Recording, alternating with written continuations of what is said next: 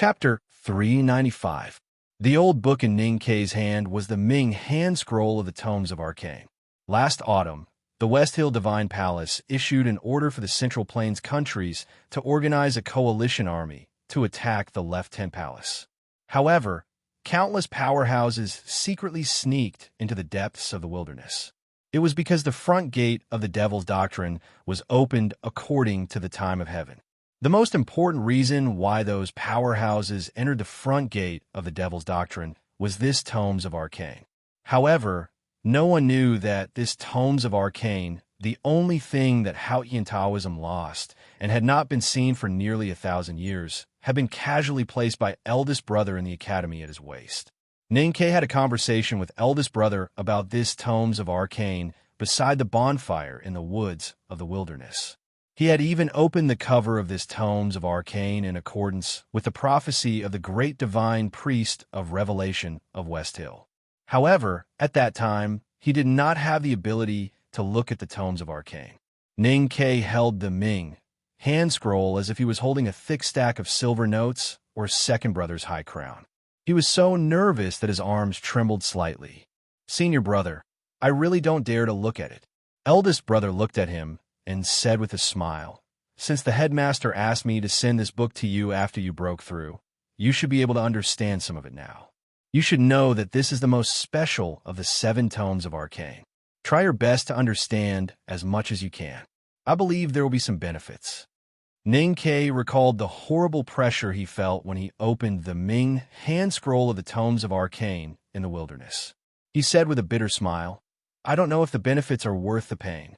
Eldest brother said, "The historical origin of the Revelation Department of the Divine Hall comes from this book. Some important ideas of the Buddhism sect are also related to this book. The Devil's Doctrine is directly based on this Tomes of Arcane.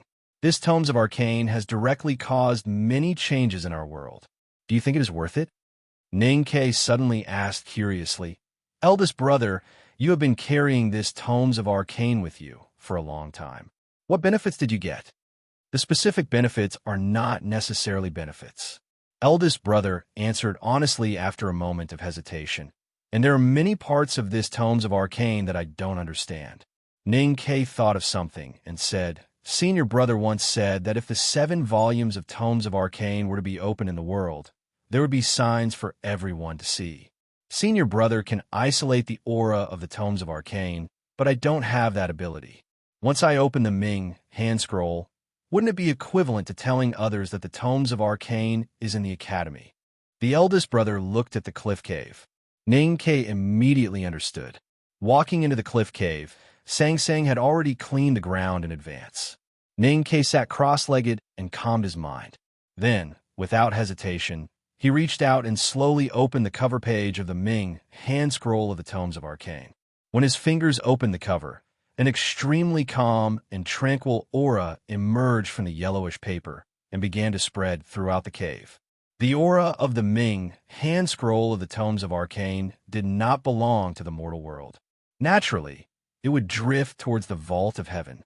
If this aura was allowed to touch the vault of heaven, it would reveal a sign that could be seen by everyone in the mortal world in a peculiar way. From then on, it would announce its opening to the mortal world. Ning Kei did not know what method eldest brother used to hide the tranquil aura that could not be found in the human world when he read the Tome of Arcane. However, when he opened the Tome of Arcane today, he was not worried that the powerhouses in the world would discover the Tome of Arcane. This was because he was reading in the cliff cave, and the cliff cave was protected by the inhibition set by the headmaster. As expected, the tranquil aura emitted from the Ming hand scroll could not blend with the aura emitted by anything in the cliff cave. It floated out of the cave indifferently but determinately. At the entrance of the cliff cave, the aura of the Ming hand scroll met the aura left by the headmaster. When the two auras met, there was no earth-shattering scene. There was not even a feeling of repulsion. They just stared at each other in silence and then gradually quieted down. In the context of some counties in the Tang Empire, the phrase "reading the Tome of Arcane" was often used to describe the gap between the reader and the object of the reading. It was impossible for the reader to understand anything. After being imprisoned on the cliff for 3 months, Ning Kei's state had improved and his spirit and temperament had improved by leaps and bounds. However, there was still a huge gap between him and the Ming hand scroll of the Tomes of Arcane that had become a legend. However, it was also because of the 3 months of hard cultivation and mental polishing that he managed to control the violent shaking of his sense of perception with great difficulty after opening the Ming hand scroll. Finally, he could truly look at the slightly yellowed paper. Today, he still could not truly understand the Tomes of Arcane. However, at least he could clearly see the handwriting on the page and remember some mysterious sentences. It was only because the tranquil aura of the Tomes of Arcane did not naturally blend with the human world that the sentences became more and more fragmented in his mind. After a while, Ning Kei reached out and closed the cover page of the Ming hand scroll without hesitation. At this moment, he had only read the first page of the Tomes of Arcane. As if worried that he could not resist the temptation of reading the Tomes of Arcane, he did not look at the cover page of the Tomes of Arcane again. He even closed his eyes tightly and frowned deeply. His sense of perception was already on the verge of breaking and could no longer withstand the indifferent gaze of the tranquil aura of the Ming hand scroll. Therefore, he had to leave this world that was far beyond his ability. The simple and unadorned handwriting on the first page of the Tomes of Arcane was still lingering in his mind. However, it had become extremely fragmented, like the broken stones that filled the sky after a landslide. It was impossible to see the original majestic scenery of the mountain. Reading the Tomes of Arcane was indeed reading the Tomes of Arcane. He could not understand it at all and could not even remember anything. Ning Kei felt a little regretful.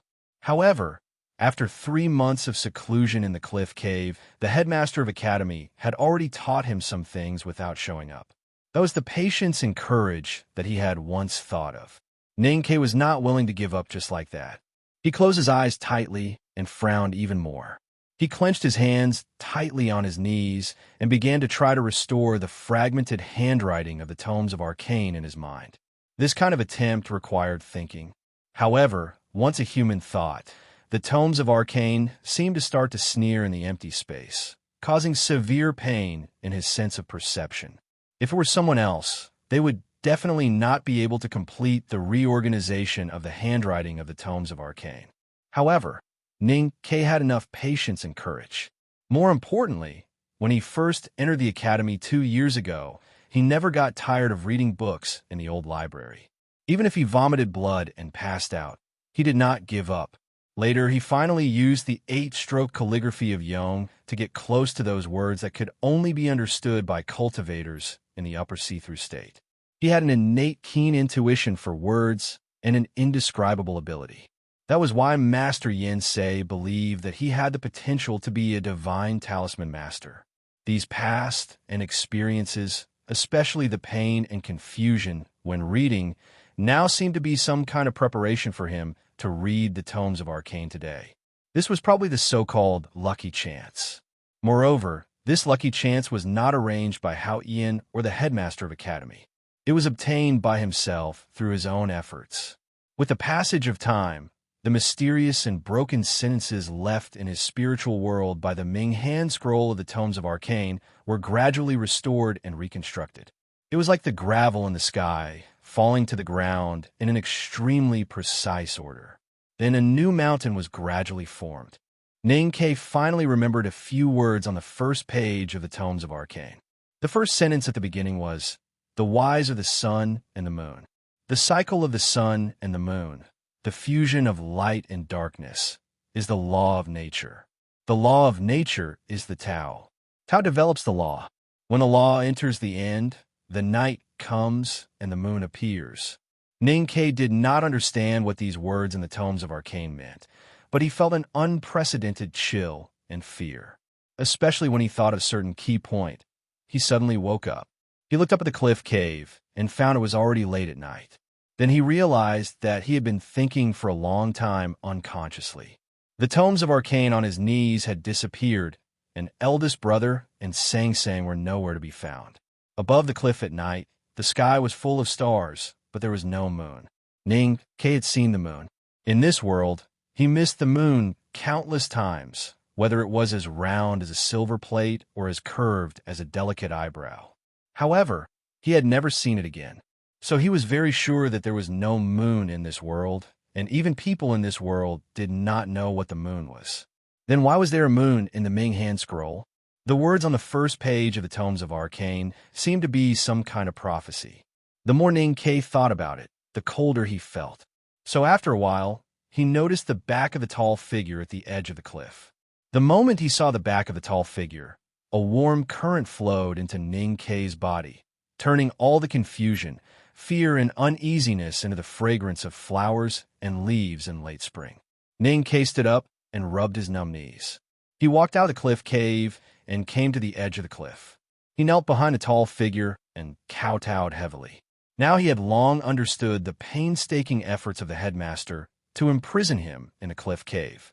Hearing the sound of Ning Ke kowtowing, the headmaster did not turn back. He looked at the stars in the night sky, which were like jewels inlaid in black velvet, and suddenly asked, "How many sentences do you understand?" After a moment of silence, Ning Ke repeated the few sentences he remembered from the hand scroll. The Ming character is the sun and the moon.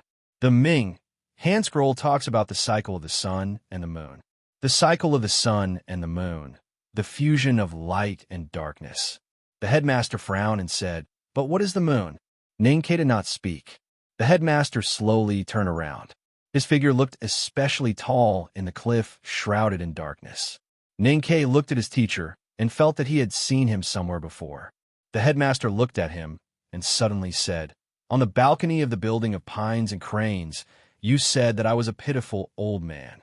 Ning Ke smiled awkwardly and wanted to explain. The headmaster did not let him explain.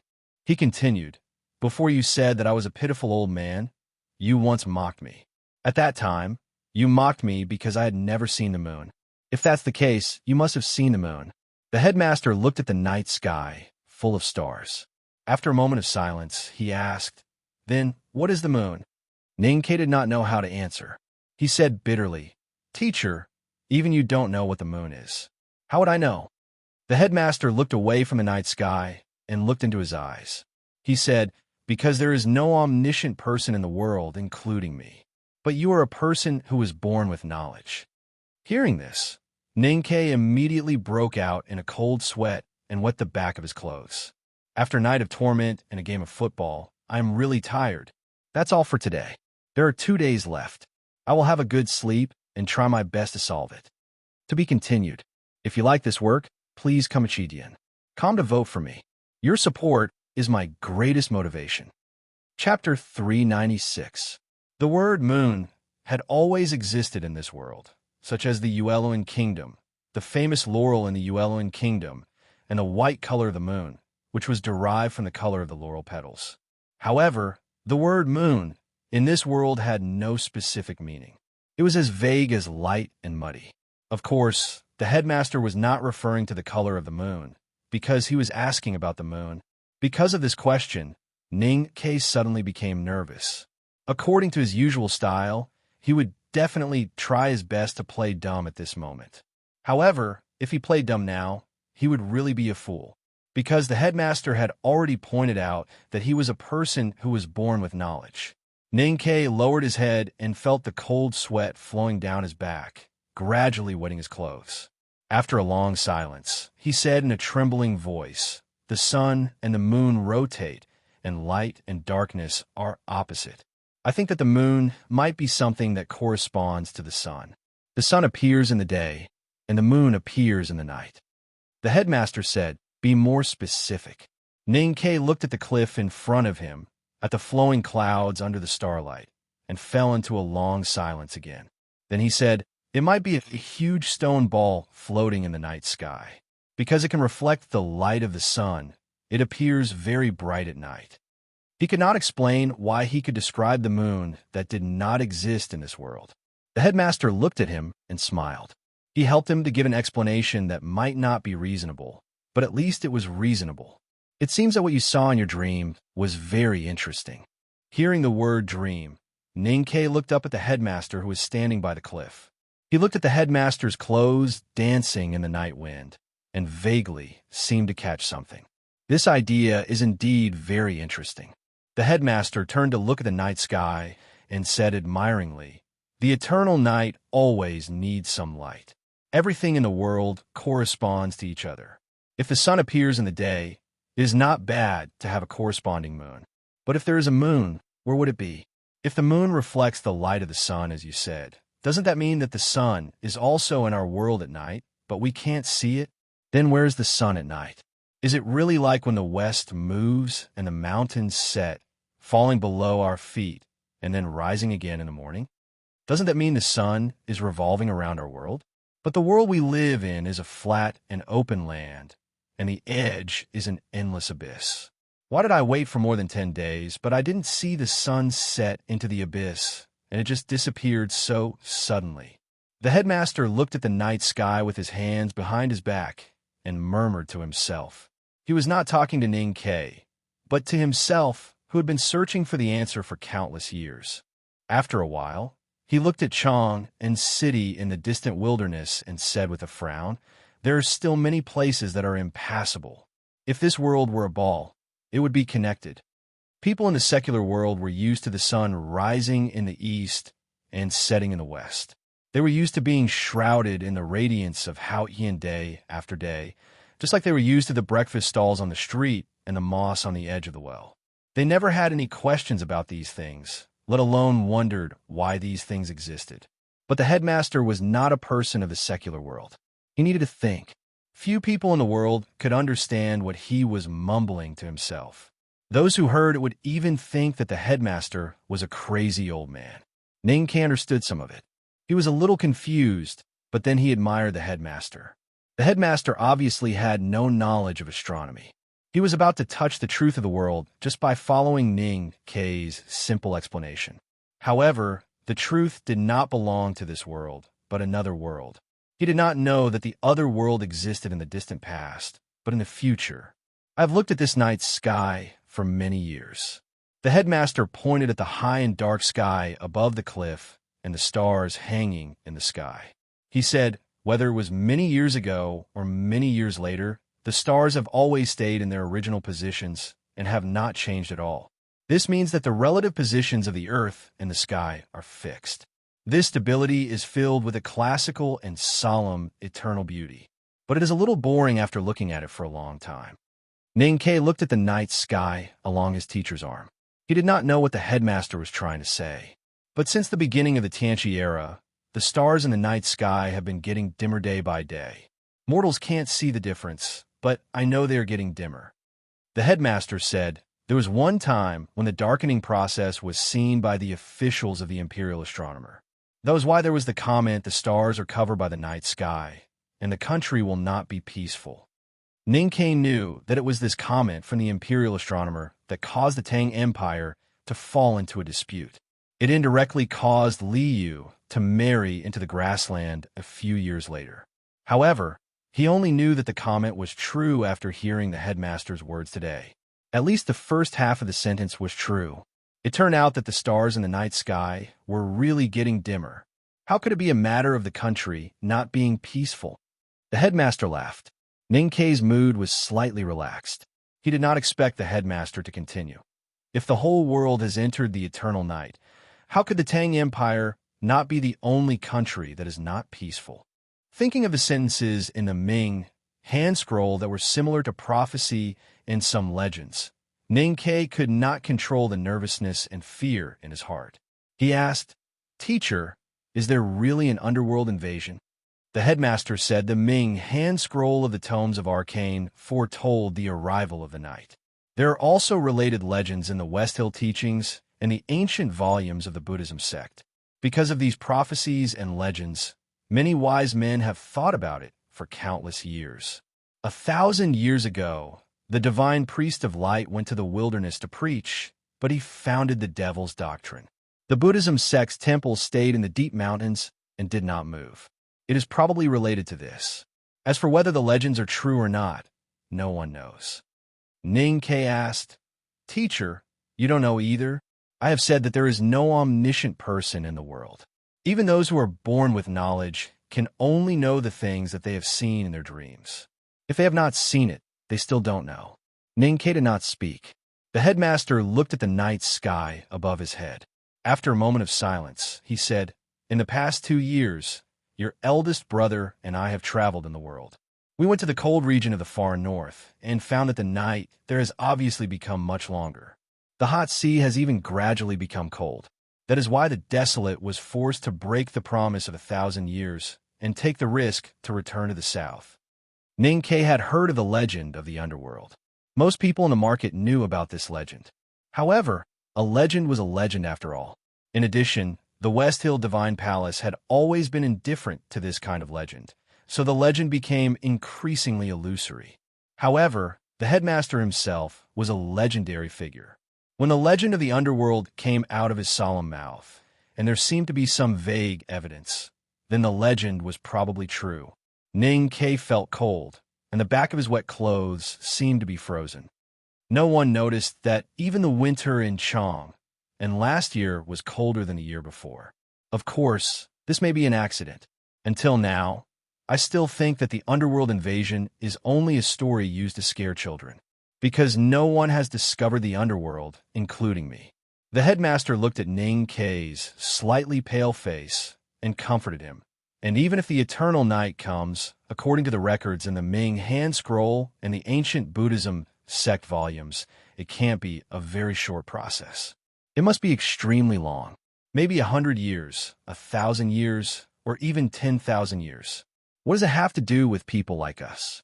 Ning Kei said sadly, "Headmaster is lying again. If you really don't believe in the story of the underworld invasion, why would you look for the underworld everywhere? And why would it take 10,000 years? Then tell me, where is the underworld?" The headmaster looked at Ning Kei with a smile. His smile seemed to hide an incomparably rich meaning. He asked, "Or, in your dreams, which direction is the underworld in the world?" Ning Kei felt the headmaster's gaze and thought of the bizarre story of his own life by the great divine priest of light. The cold sweat on his clothes instantly disappeared without a trace. Was he really the son of Yama? Did the headmaster already know that he was the son of Yama? Ning Kei couldn't accept this because he didn't know what Yama was, and he clearly knew where he came from. If this was true, and he was really the legendary son of Yama, then the bloody storm that the West Hill Divine Palace set off in Chang, and back then seemed to have some kind of reason. And he hated this kind of reason, even if it was unreasonable. Looking at his anxious expression, the headmaster smiled and said, "When people think, how Ian always laughs. If the underworld really exists and will invade the human world, that is something that the supreme way of heaven needs to consider and is qualified to consider. As a child, what can you do? What can you change? If you can't do anything, then what's the point of you being so painful and anxious?" Ning Kei didn't agree with the headmaster's attitude. Thinking of the scene of eldest brother understanding the Tao in the morning and entering the Tao in the evening, he thought that it was okay for him to understand the Tao in the morning and die in the evening. Even if he couldn't change the final ending of the world, and might not even see it, he could live happily with Sang Sang in the human world until his hair turned white. But anyone who could think would always want to know what was the end of time and why all this happened. However, since the headmaster didn't want to discuss this matter anymore, especially with him, no matter how he asked, he wouldn't say a word. Ning Kei lowered his head and kept silent for a long time.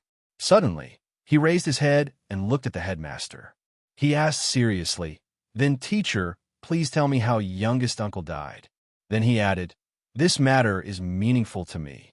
He knew that this matter was indeed meaningful to Ning Kei, because he was now walking on the path that youngest uncle had walked, and he wanted to change the ending of this story. This is the first chapter.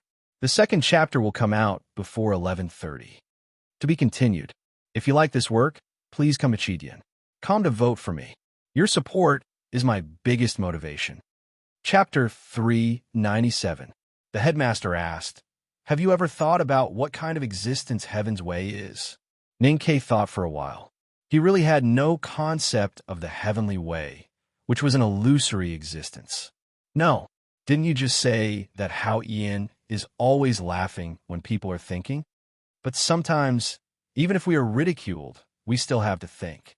If a baby falls down on his first step and is ridiculed by others, then he will never try again. Then he will never be able to walk again. If you learn calligraphy and the first character you write is too ugly, then you will never become the current Honorable Ning. Teacher, I think you're making fun of me now, Ning Ke said with a smile. He thought of how he had been searching for a way to cultivate for many years. He was also laughed at by people in the city of Wei when he was reading the article on the response of the Tao. But he did not give up and finally got to where he was today. Then he thought of his and Song Song's miserable life and confirmed that his view was correct. Then heaven definitely did not have a pair of eyes that always looked down on the joys and sorrows of the human world, because fate was not fair to people. So he answered after thinking for a while, Heaven's way is a very empty existence. The headmaster was satisfied with his answer and said, We don't know whether Hao Ian is alive or not. We don't know whether he has a specific form or not. We still don't know where Hao Qian is. But younger brother confirmed whether he has consciousness or not at the cost of his death. The chilly night wind rolled up the drifting clouds at the foot of the cliff, carrying with it the damp and cold water vapor. The clouds crashed into the precipice and then dispersed in all directions, gradually spreading to the cliff plateau, adding a bit of coolness to the atmosphere.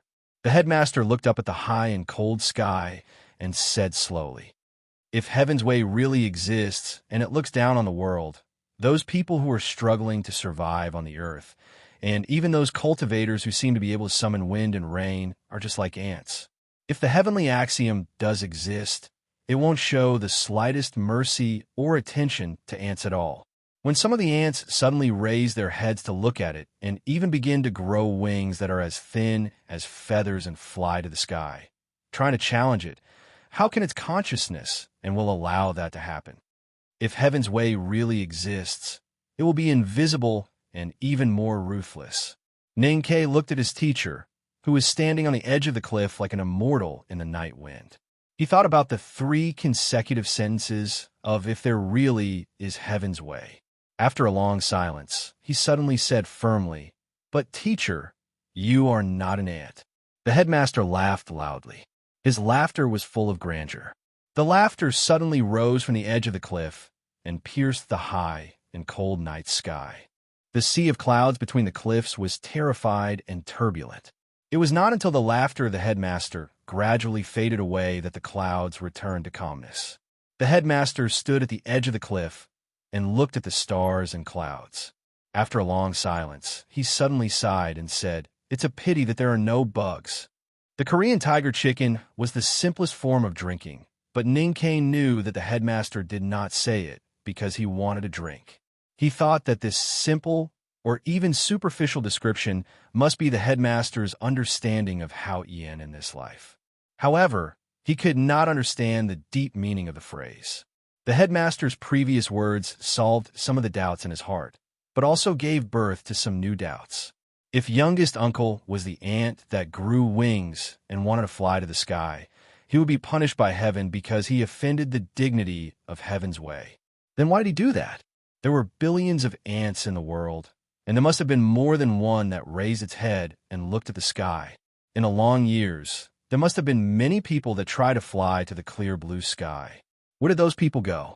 Did they die heroically like youngest uncle? Or did they return to the embrace of Hao Ian and enter the perfect eternity like the stories of immortalization recorded in the West Hill scriptures? If youngest uncle's state did not allow him to stay in the world, then why did he choose to challenge Heaven's way instead of entering eternity? Was it just because of pride? But no matter how fierce and proud a tiger was, it would not roar at a hunter's whistle for no reason. There was another question. Why did the headmaster still stay in the world? Where did the headmaster keep his wings? Did the headmaster not want to see the true appearance of Heaven's way? He looked at the headmaster at the edge of the cliff and said, Teacher, there are still many things that I don't understand.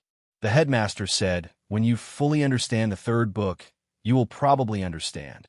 Ning Ke knew that it was not something that could be done in a short period of time. After a moment of silence, he got rid of the atmosphere of this mysterious conversation and returned to the real world. He sincerely asked, The great spirit in my body can disguise as the aura of heaven and earth, but it is not easy to cover up my body. If I let someone's weapon fall on my body, how Ian Taoism will definitely find out that something is wrong. The headmaster said, "Didn't you ask someone to spread the word that you are cultivating in both talisman and martial arts?" Ning Ke smiled awkwardly and said, "How can I deceive people in the cultivation of martial arts?" The headmaster said mockingly, "In cultivation, as long as you can beat people, you can naturally deceive them. Don't let people hurt your body. Who will know about the strangeness of your body?" Ning Ke was silent. He thought that the battle between cultivators was unpredictable and dangerous. Even if he had improved a lot, how could he ensure that his opponent's natal sword would not touch his body? Even Yi Hong Yu, the Tao addict, would not dare to boast like that. The headmaster looked into his eyes and said after a moment of silence, "After younger brother left this cliff cave, he did not let anyone touch his body until the day he died." The headmaster left the cliff plateau. In the rest of the night, Ning Ke had been sitting between the cliffs, thinking and analyzing what the headmaster had said. He also carefully sorted out the 3 months he was imprisoned in the cliff cave and turned what he had gained in the state and will into the actual existence in his body. At dawn, Sang Sang came back to the cliff platform. She helped him wash up, packed all the luggage, and walked down the mountain along the narrow stone path. The cliffs were still beautiful, the stone path was steep, and the waterfall poured into the sea of clouds. After walking along the canyon for a few steps, he saw Chun Pippi's figure, then the senior brothers and senior sisters. The disciples of the second floor of the academy were all here to welcome youngest brother. Tang Xiaodang skipped over and untied some luggage from Sang Sang. She glared at Ning Ke and then took Song Song's little hand and walked to the front. The eldest brother looked at Ning Ke and smiled gently, saying, "You have worked hard these days." Ning Ke bowed to the senior brothers and senior sisters and said, "Senior brothers and senior sisters, you have worked hard." The crowd happily surrounded him and congratulated him. The 11th brother gave him a bunch of wildflowers, but Sang Sang was not happy. The 9th brother and the 9th brother began to play the zither and flute proudly. The 5th brother and the 8th brother found that they could not do anything. They could not drag Ning Ke to play chess at this time, so they could only keep congratulating him, like a boring cycle of 4 tribulations. The 6th brother patted his shoulder to comfort him. His hands, which were used to forging iron, almost made him spit blood. The 7th sister went forward and lovingly pinched his face, almost making him bleed. The 2nd brother stood in the distance and looked a little pale. Looking at Ning Ke's nervous eyes, he nodded and even squeezed out a very rare smile. Today, the back of the mountain of the academy was full of laughter and laughter. In the big thatched hut with ventilation, the aroma of food filled the air. The 7th sister and Tang Xiaodang cooked a sumptuous banquet. The banquet was to welcome the youngest brother, Ning Ke, who had successfully broken through and did not have to be imprisoned in the cliff cave to die miserably. It was also to welcome the return of the headmaster after traveling around the world. Although the welcome time was 3 months late, the most important reason was that this was Ning Ke's apprenticeship ceremony. He would officially become the headmaster's disciple. Ning Ke knelt in front of the headmaster's chair and kowtowed 3 times respectfully and honestly. Unfortunately, his body was too strong after cultivating the Great Spirit. The 3 kowtows caused cracks to appear on the black bricks in front of him, but his forehead still did not bleed or even bruise. There was only some dust on it. He felt very sorry that he could not take the opportunity to show his sincerity to the headmaster and flatter him. Standing up and taking a cup of warm tea from the 3rd sister, Ning Ke walked to the headmaster and offered it with both hands. The headmaster took it and slowly took a sip. The apprenticeship ceremony was officially completed, and it seemed very simple. The 7th sister walked over with a pile of clothes and asked, "Youngest brother, choose a color." Ning Ke was slightly startled. He looked at his senior sister's arms and found that she was holding the academy uniforms. It was spring, so it was only natural to wear spring clothes. Compared to the uniforms of the front yard, there was no obvious difference between the uniforms of the students of the 2nd floor and the academy uniforms of the front yard. The only difference was that there were more colors. He looked at the senior brothers and sisters around the thatched hut and noticed that everyone's choice seemed to be very random. The third sister was still wearing the loose light blue academy uniform. The eldest brother was wearing an old coat and did not wear the academy uniform at all, and the rest of the academy uniforms were of different colors, including red and gray. The seventh sister looked at his hesitant expression and joked, "You really have to be careful. You can't change it after you choose." Ning Ke subconsciously looked at Sang Sang. Since they left Min Mountain and entered the city of Wei, it had always been Sang Sang who decided what they wore. Sang Sang nodded. Ning Ke understood her meaning and said, "Senior sister, I want the black one." The seventh sister smiled and said, "You are the first one to choose the black one in the back of the mountain. Youngest brother really has a good taste. A man must be handsome and dressed in soaps. This is the truth, but some stupid people never understand." The second brother, standing behind the headmaster, was inexplicably serious. The eldest brother looked at Ning Ke, who was putting on the black academy uniform, and could not help but sigh softly. The headmaster gently stroked his beard and looked at Ning Ke, asking, "Why did you choose the black one?" With the help of Sang Sang, Ning Ke buttoned the slanted cloth and answered honestly, "Black is to prevent dirt."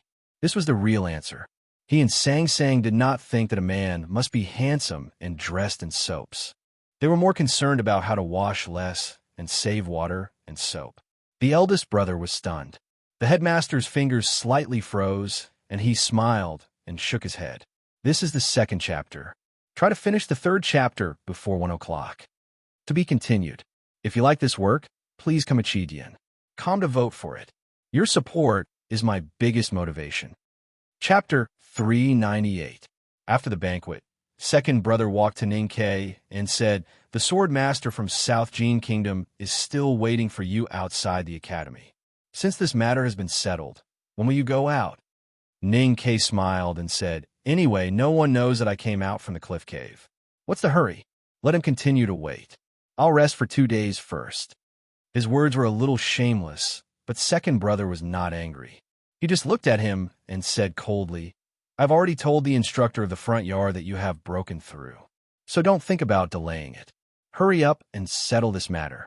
Otherwise, it will be inappropriate to let Liu Bai's brother sit at the academy's gate." Ning Ke thought that it was not easy for him to escape from the cliff cave that was isolated from the rest of the world. He just had a meal and did not even take a bath. Now he was going to fight with someone else. How could he be a senior brother? He was furious, but he did not show any anger on his face. He looked at second brother and said with grievance, "Got it. I'll go and meet that guy right now." After second brother left, Chun Pippi came over and said worriedly, "What should we do? During the days when you were imprisoned in the cliff cave, that guy surnamed Liu has been waiting outside the academy. It seems that he did not wait in vain. His state seems to have improved. I don't think you can beat him. Never mind. I'll take a rest first." Ning Ke looked at second brother's back, disappearing into the forest. He looked extremely presumptuous, but his voice was very low. He said, "Now that the headmaster is back, do you think I'll be afraid of you?" Chun Pippi smiled and said, "That's right. Now that second brother still wants to discipline us as strictly as before, we can complain to the headmaster. You don't know that the headmaster doesn't like to care about these trivial things. He usually keeps silent and pretends to be stupid. Then we can pretend that the headmaster has spoken to deceive eldest brother and use eldest brother to suppress second brother. Except for your marriage, second brother has never dared to disobey eldest brother." These words were a little confusing.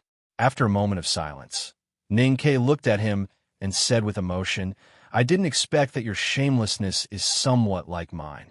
Chun Pippi was about to retort, but he suddenly put away the frivolous expression on his face and put his hands behind his back.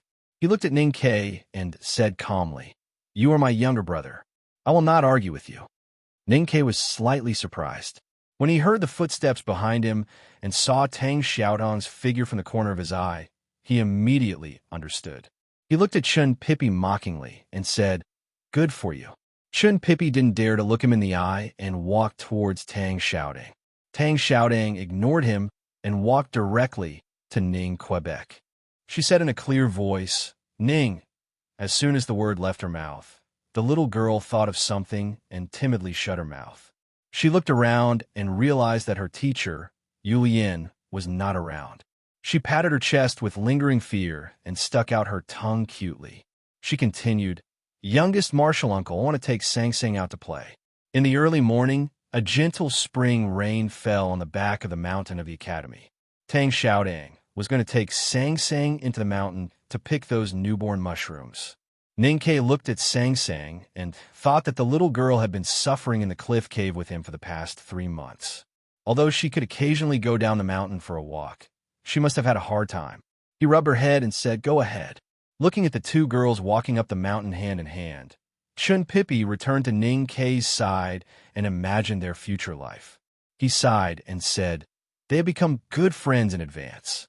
Shouldn't we strengthen our communication so that we won't be punished too badly after we get married?" "Good for you." Ning Kei looked at him and said disdainfully, "I have always been in charge of my family. When you can let Tang Xiaodang fetch water for your feet, then you are qualified to discuss these issues with me." After saying this, he turned around and walked towards the direction of Mirror Lake. Chun Pippi shouted behind him, "What are you going to do? Be careful not to touch second brother." Ning Kei was furious. He thought that Chun Pippi deliberately shouted so loudly because he wanted second brother to hear it. He turned around and shouted at Chun Pippi, who was 3 steps away, as if he was talking to a farmer on the opposite cliff. His loud voice kept echoing in the back of the mountain of the academy. "I'll go to check the goods. Don't worry. I won't tell Tang Xiaodang about that. Do you hear me?"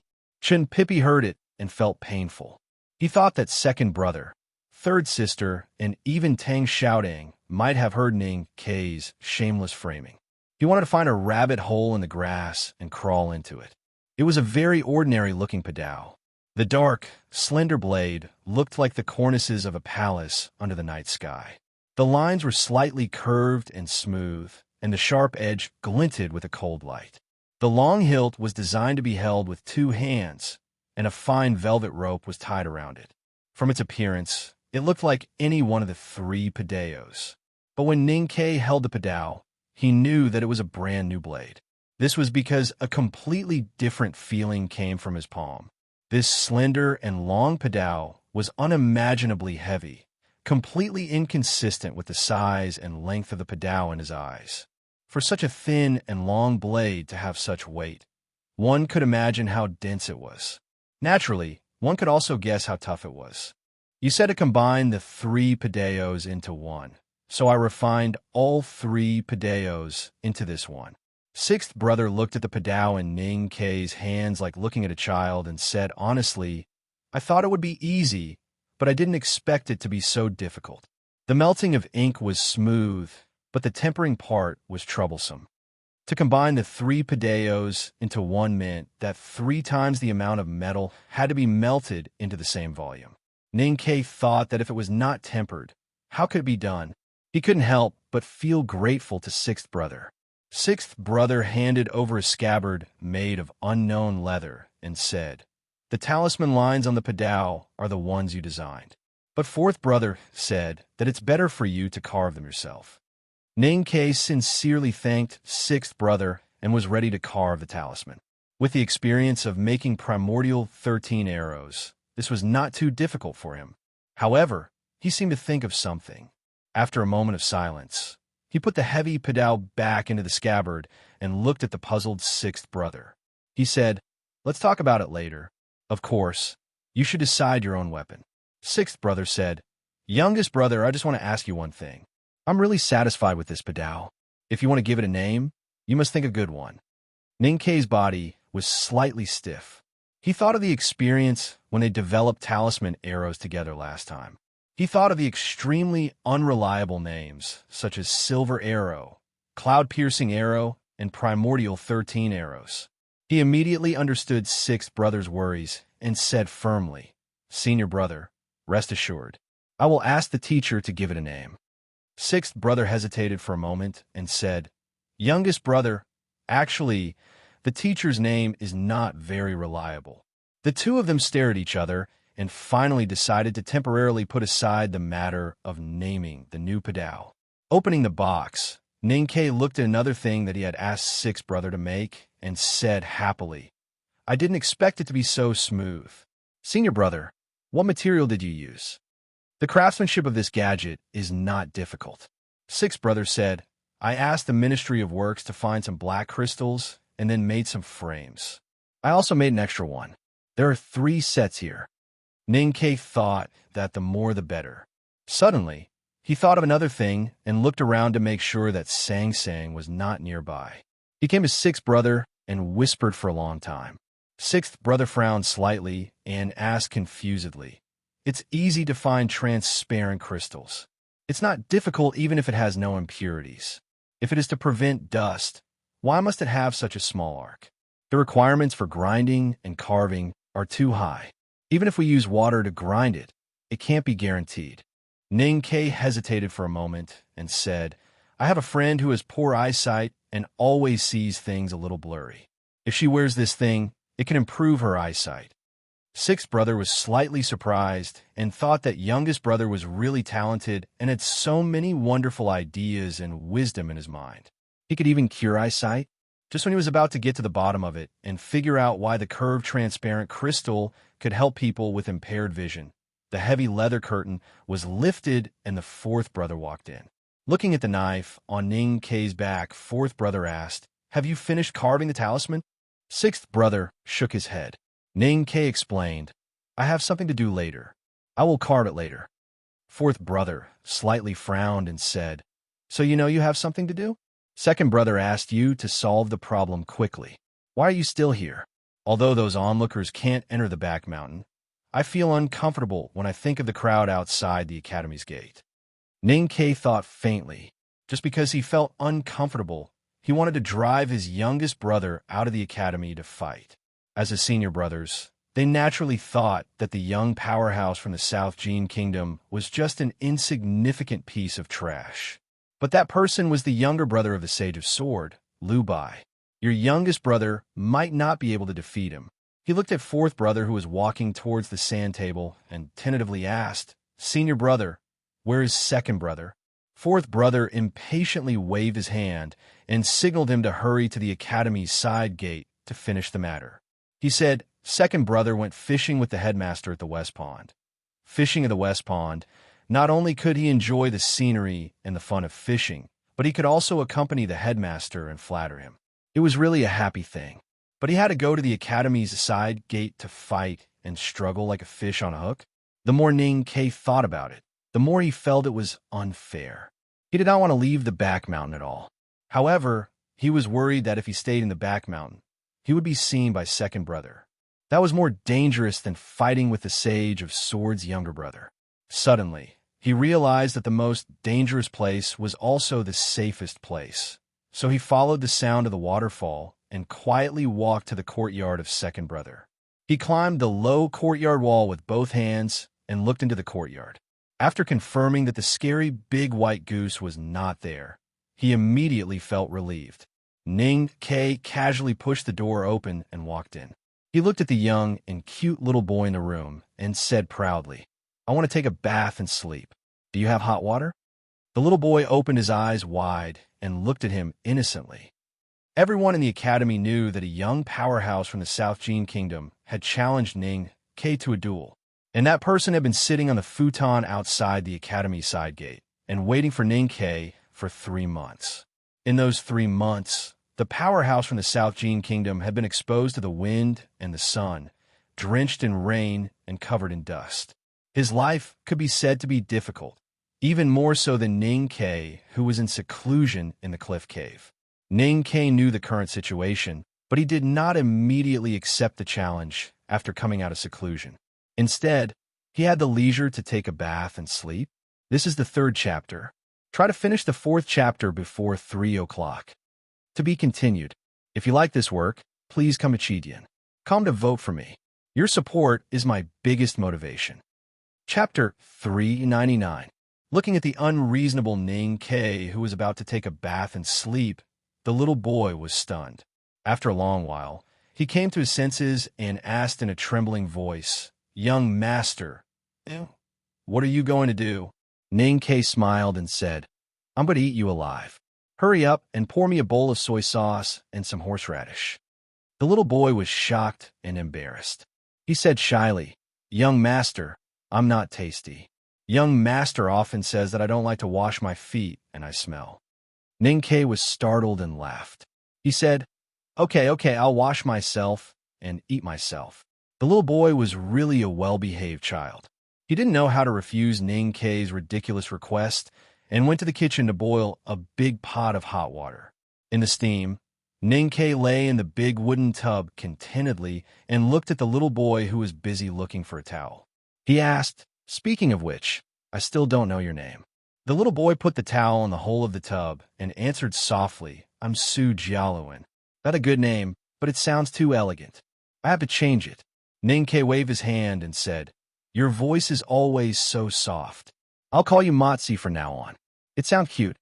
The little boy smiled and went to get another tub of hot water. Then he said seriously, "Little Wenzi is a good name, but the name Su Jialuan was given by young master. Should I go and ask him now?" Ninkei was shocked, and his head sank into the water. He almost choked and said, "Don't tell him. You know your young master's temper." After taking a bath, Ninkei really had a good sleep in second brother's courtyard. When he woke up, the sun had already passed the middle of the sky and was slowly moving to the west, shining on the courtyard. After changing into a brand new black academy uniform, Ninkei asked the little boy to help him comb his hair. He looked at himself in the bronze mirror and was very satisfied.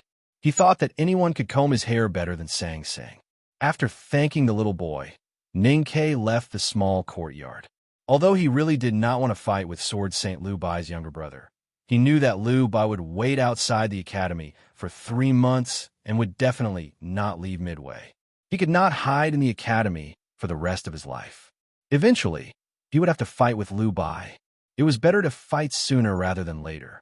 Because he had been in seclusion in the cliff cave for 3 months, he could smell the spring breeze and see the wildflowers when he broke out of the cave. At this moment, both his physical and mental state were at their most perfect state. It was even vaguely similar to the feeling he had after breaking the realm by the Daming Lake in the wilderness. The duel between the brother of Liu Bai, the Sage of Sword of South Jin Kingdom, and Ninkei, Mr. 13 of the Academy, was much more sensational than the duel between Ninkei and Monk Wanhai. It attracted the attention of all the cultivators in the world and even many common people. Although the senior brothers at the back of the mountain of the academy were anxious for Ninkei to settle this matter, they had no interest in the matter itself. They were all obsessed and had long surpassed the obsession of winning or losing. They did not care at all whether Ninkei could defeat that young powerhouse. As for the possibility that Ninkei might be injured or even killed, in this world, there was no one who dared to kill the core disciple of the headmaster of the academy at the gate of the academy. Not to mention that the young powerhouse from South Jin Kingdom was the brother of Liu Bai, the Sage of Sword. Even the most powerful Sage of Sword, Liu Bai himself would not dare to do such a thing, because the headmaster of the academy was there. Therefore, when Ninkei finished his bath and meditation, put on his black academy uniform, and floated to the front yard in the spring breeze, no one came to see him off. Of course, Sang Sang would follow him. Tang Xiaodang followed Sang Sang. Chen Pippi followed Tang Xiaodang. When they walked to the meadow at the edge of the cliff platform at the back of the mountain, Ninkei suddenly stopped and looked at the stream below the meadow. Second brother's big white goose was by the stream at this time. Today it did not feed the fish. Instead, it held its head high and walked proudly in the meadow. The big black horse followed behind the big white goose dejectedly, not daring to fall behind or take a step forward. The little snow wolf cowered behind the big black horse, carefully keeping pace with the two fellows in front. The big white goose walked very seriously. When it reached the end of the meadow, it turned back again. It walked in a straight line without any deviation. When it turned back, it saw the big black horse dejectedly and angrily barked twice, its voice very strict. The big black horse suddenly seemed to see Ning Quebec.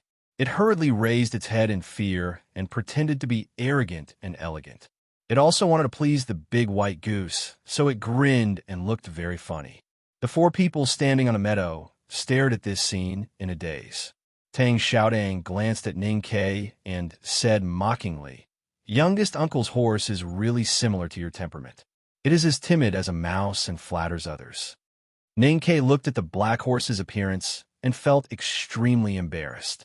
Now that Tang Xiaodang said it, he became even more embarrassed and said, "The little snow wolf raised by youngest nephew is quite spirited, but why is its tail always drooping?"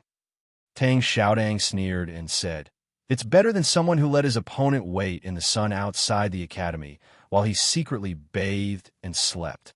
Youngest uncle is really insidious." Ning Ke said, "You flatter me."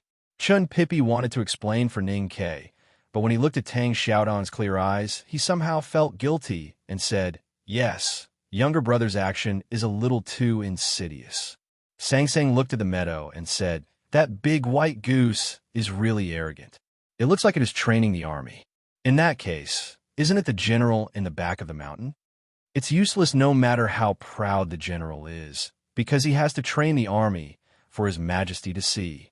Ning Ke looked at the old yellow cow who was resting in the grass by the stream with its eyes closed and its front knees bent. As expected, the big white goose led the big black horse and the little snow wolf forward 4 times and came to a place not far from the old yellow cow.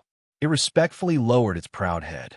The old yellow cow slowly opened its eyes and looked at it. It gently shook its head up and down and then seemed to feel that this matter was too boring. It turned around and chewed on some grass before continuing to rest. Ning Ke looked at the old yellow cow that chewed the grass into foam but did not swallow it. Instead, it spat it out in disgust. He looked at the 3 fellows standing behind it and pondered. This was the magical back of the mountain of the academy. If the beasts in the back of the mountain were so arrogant, then as a person from the back of the mountain, he should be even more arrogant. Then he would go and prove his arrogance. The side door of the academy was very remote and usually quiet. Other than the people from the back of the mountain who would occasionally come and go from here, few people would come here.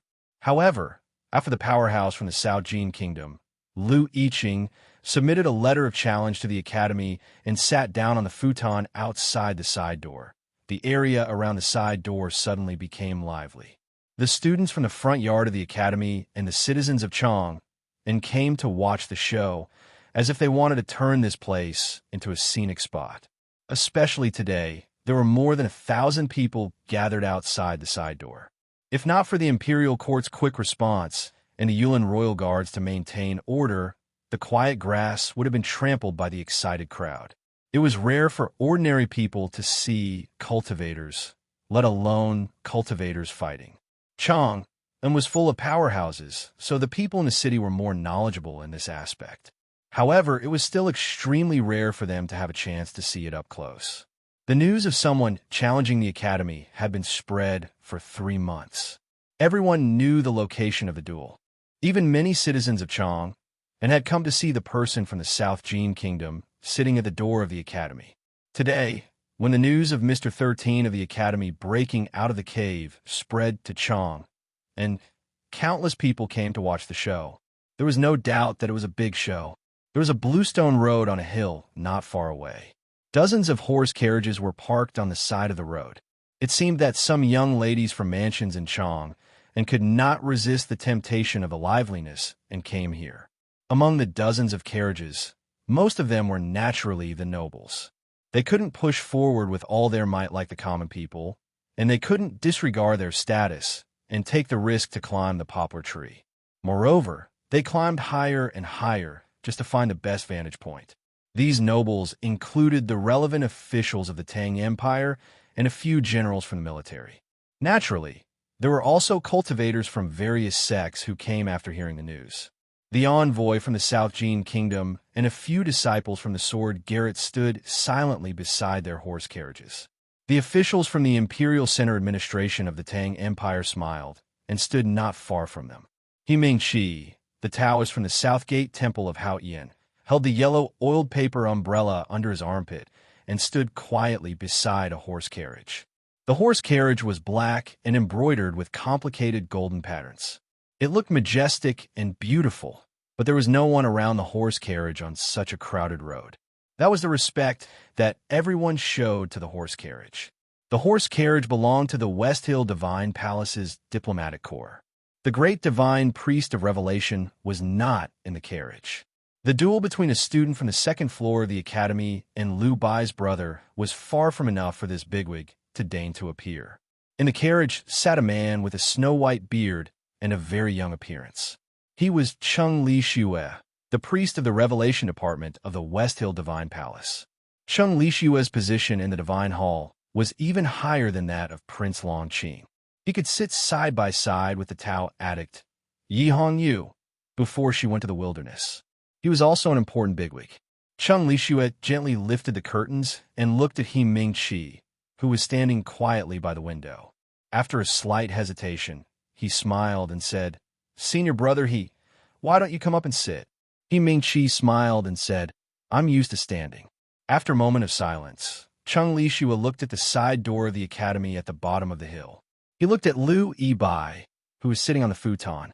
He found that under the gaze of countless people and surrounded by countless discussions, this young powerhouse from the South Jin Kingdom still maintained a clear mind. It had been half a day since the news that Ning Ke had broken out of seclusion and was going to attend the duel had spread. The person who should have appeared long ago had not yet appeared. The surrounding people of Chong and city were already bored to death, and some had even left. However, Liu Bai's face did not show any signs of anxiety. His posture and even his clothes did not change, which was very frightening. Chung Lixue looked at him and was slightly moved. He suddenly asked, "Senior brother He, do you think Ning Ke will come out?" He Ming-chi smiled and said, "Ning Ke is the most unlike the headmaster's disciple, so I can't say for sure." Chung Lixue thought of their encounter in the Palace of the Wilderness and could not help but laugh. He said, "He is indeed a very interesting person, but I think he will arrive soon." Not that he was about to arrive, but that he had already arrived. The side door of the academy was slowly pushed open from the inside. A black figure appeared in front of everyone. Everyone cheered. This is the 4th chapter. I will try to finish the 5th chapter before 4:30. To be continued. If you like this work, please come to Chidian. Come to vote for me. Your support is my biggest motivation. Chapter 400. Ning Ke's well-tailored black academy uniform swayed gently in the warm spring breeze. His black hair was tightly tied up and then tied into a very simple and capable bun. His cheeks were slightly thinner, and he looked more handsome than before. This was the image that Ning Ke had when he appeared in front of everyone, looking particularly refreshed. There were many students from the front yard of the academy watching the battle. Chu Yuxian and the others were quite familiar with Ning Ke, so they couldn't help cheering loudly when they saw Ning Quebec infected by the atmosphere of the academy students. The crowd became more excited, and some even started whistling. Zhong Dajuan stood in the crowd and looked at the young man in black on the stone steps in the distance. He thought of the scenes when he first entered the academy 2 years ago. A trace of hatred and jealousy flashed in his eyes, and then all those emotions turned into frustration and loneliness. Now he and Ning Ke were in 2 different worlds. Even though he was a disciple of the Yangguan family, he could no longer catch Ning Ke's clothes, let alone take revenge on him. Cheers and applause were carried by the spring breeze to the dozens of carriages on the side of the official road on the hillside. The young ladies of Chong, and who were yearning for love, eagerly opened the curtains, their faces full of hope and worship. Many people, including Chung Lixue, the priest of the Revelation Department of the Divine Hall, became solemn. In order to watch the battle, all the major cultivation sects in the world came, except for the sadhus of the White Tower Temple of the Yuelin Kingdom, because they had all been driven out of the country by a decree of the Tang Emperor. These people from the cultivation sects were very interested in Liu Yiqing, who was originally unknown but suddenly gained a great reputation. They wanted to know how powerful the younger brother of the sage of Sword Liu Bai was. But what they really wanted to see was Ning Ke's performance in the battle. The academy was the only unknown place that was connected to the human world, and it could compete with the divine halls of West Hill. In the minds of those who vaguely knew about the other unknown places, the real top power of the academy was even more terrible than that of the divine halls of West Hill. But the question was, how powerful were the people on the second floor of the academy? Everyone knew that the headmaster of the academy was very powerful, but they didn't know how powerful he was. Only a few people had met Mr. First or Mr. Second of the academy, and they all sighed with emotion afterward, but never revealed any details. For decades, the people of the academy had not shown their brilliance to the world. The reason was that no one from the academy entered the human world after Mr. Ku, until Ning Ke appeared. After Mr. Ku disappeared from the world, the West Hill Divine Palace forbade anyone from mentioning his name and deeds. However, the strongest man in the world had left too many scars and shocking memories. Therefore, all the cultivation sect in the world wanted to confirm Ning Ke's power and state of mind. The battle between Ning Ke and Monk Guan Hai of the Lang Temple took place in the Taoist Hall of the Southern Gate Temple. People only knew that it was a time of great brightness, but they did not know the details inside. The battle between Ning Ke and the Yueluan Kingdom Stone had shocked all the cultivation sections. That was because he had defeated a high monk from the Buddhism sect from the unknown place in a battle of psyche.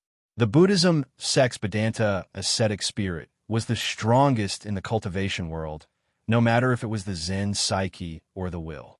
At the end of the battle on Morning Street, Ning Ke had directly chopped off Dao Shi's head. This fact shocked the various cultivation sects and gave rise to some very bad associations. Kill the Buddha and kill the gods.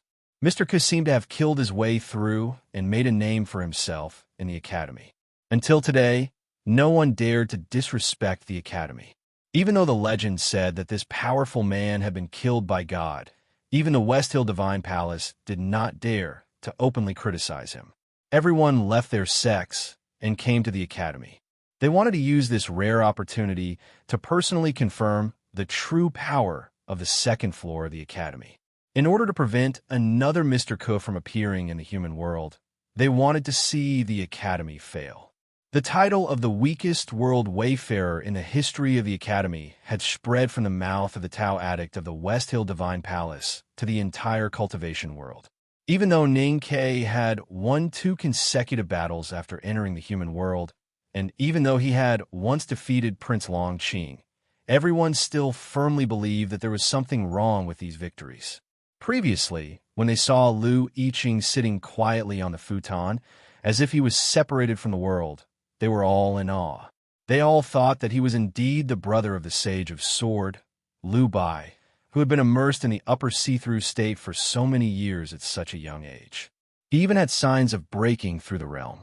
It would be a piece of cake for him to defeat Ning Ke in such a state. However, now that they saw Ning Ke standing on the stone steps and felt his casual aura, they could not help but feel that they had underestimated his strength when they thought of the rumor that he had entered the cave to meditate in seclusion. Cheng Lishua gently stroked his silver-white hair and quietly looked at the side door of the academy at the foot of the hill. He suddenly asked, "Senior brother He, who do you think will win?" He Mingqi smiled and said, "Of course it's Ning Quebec." Cheng Lishua asked strangely, "Why are you so sure?"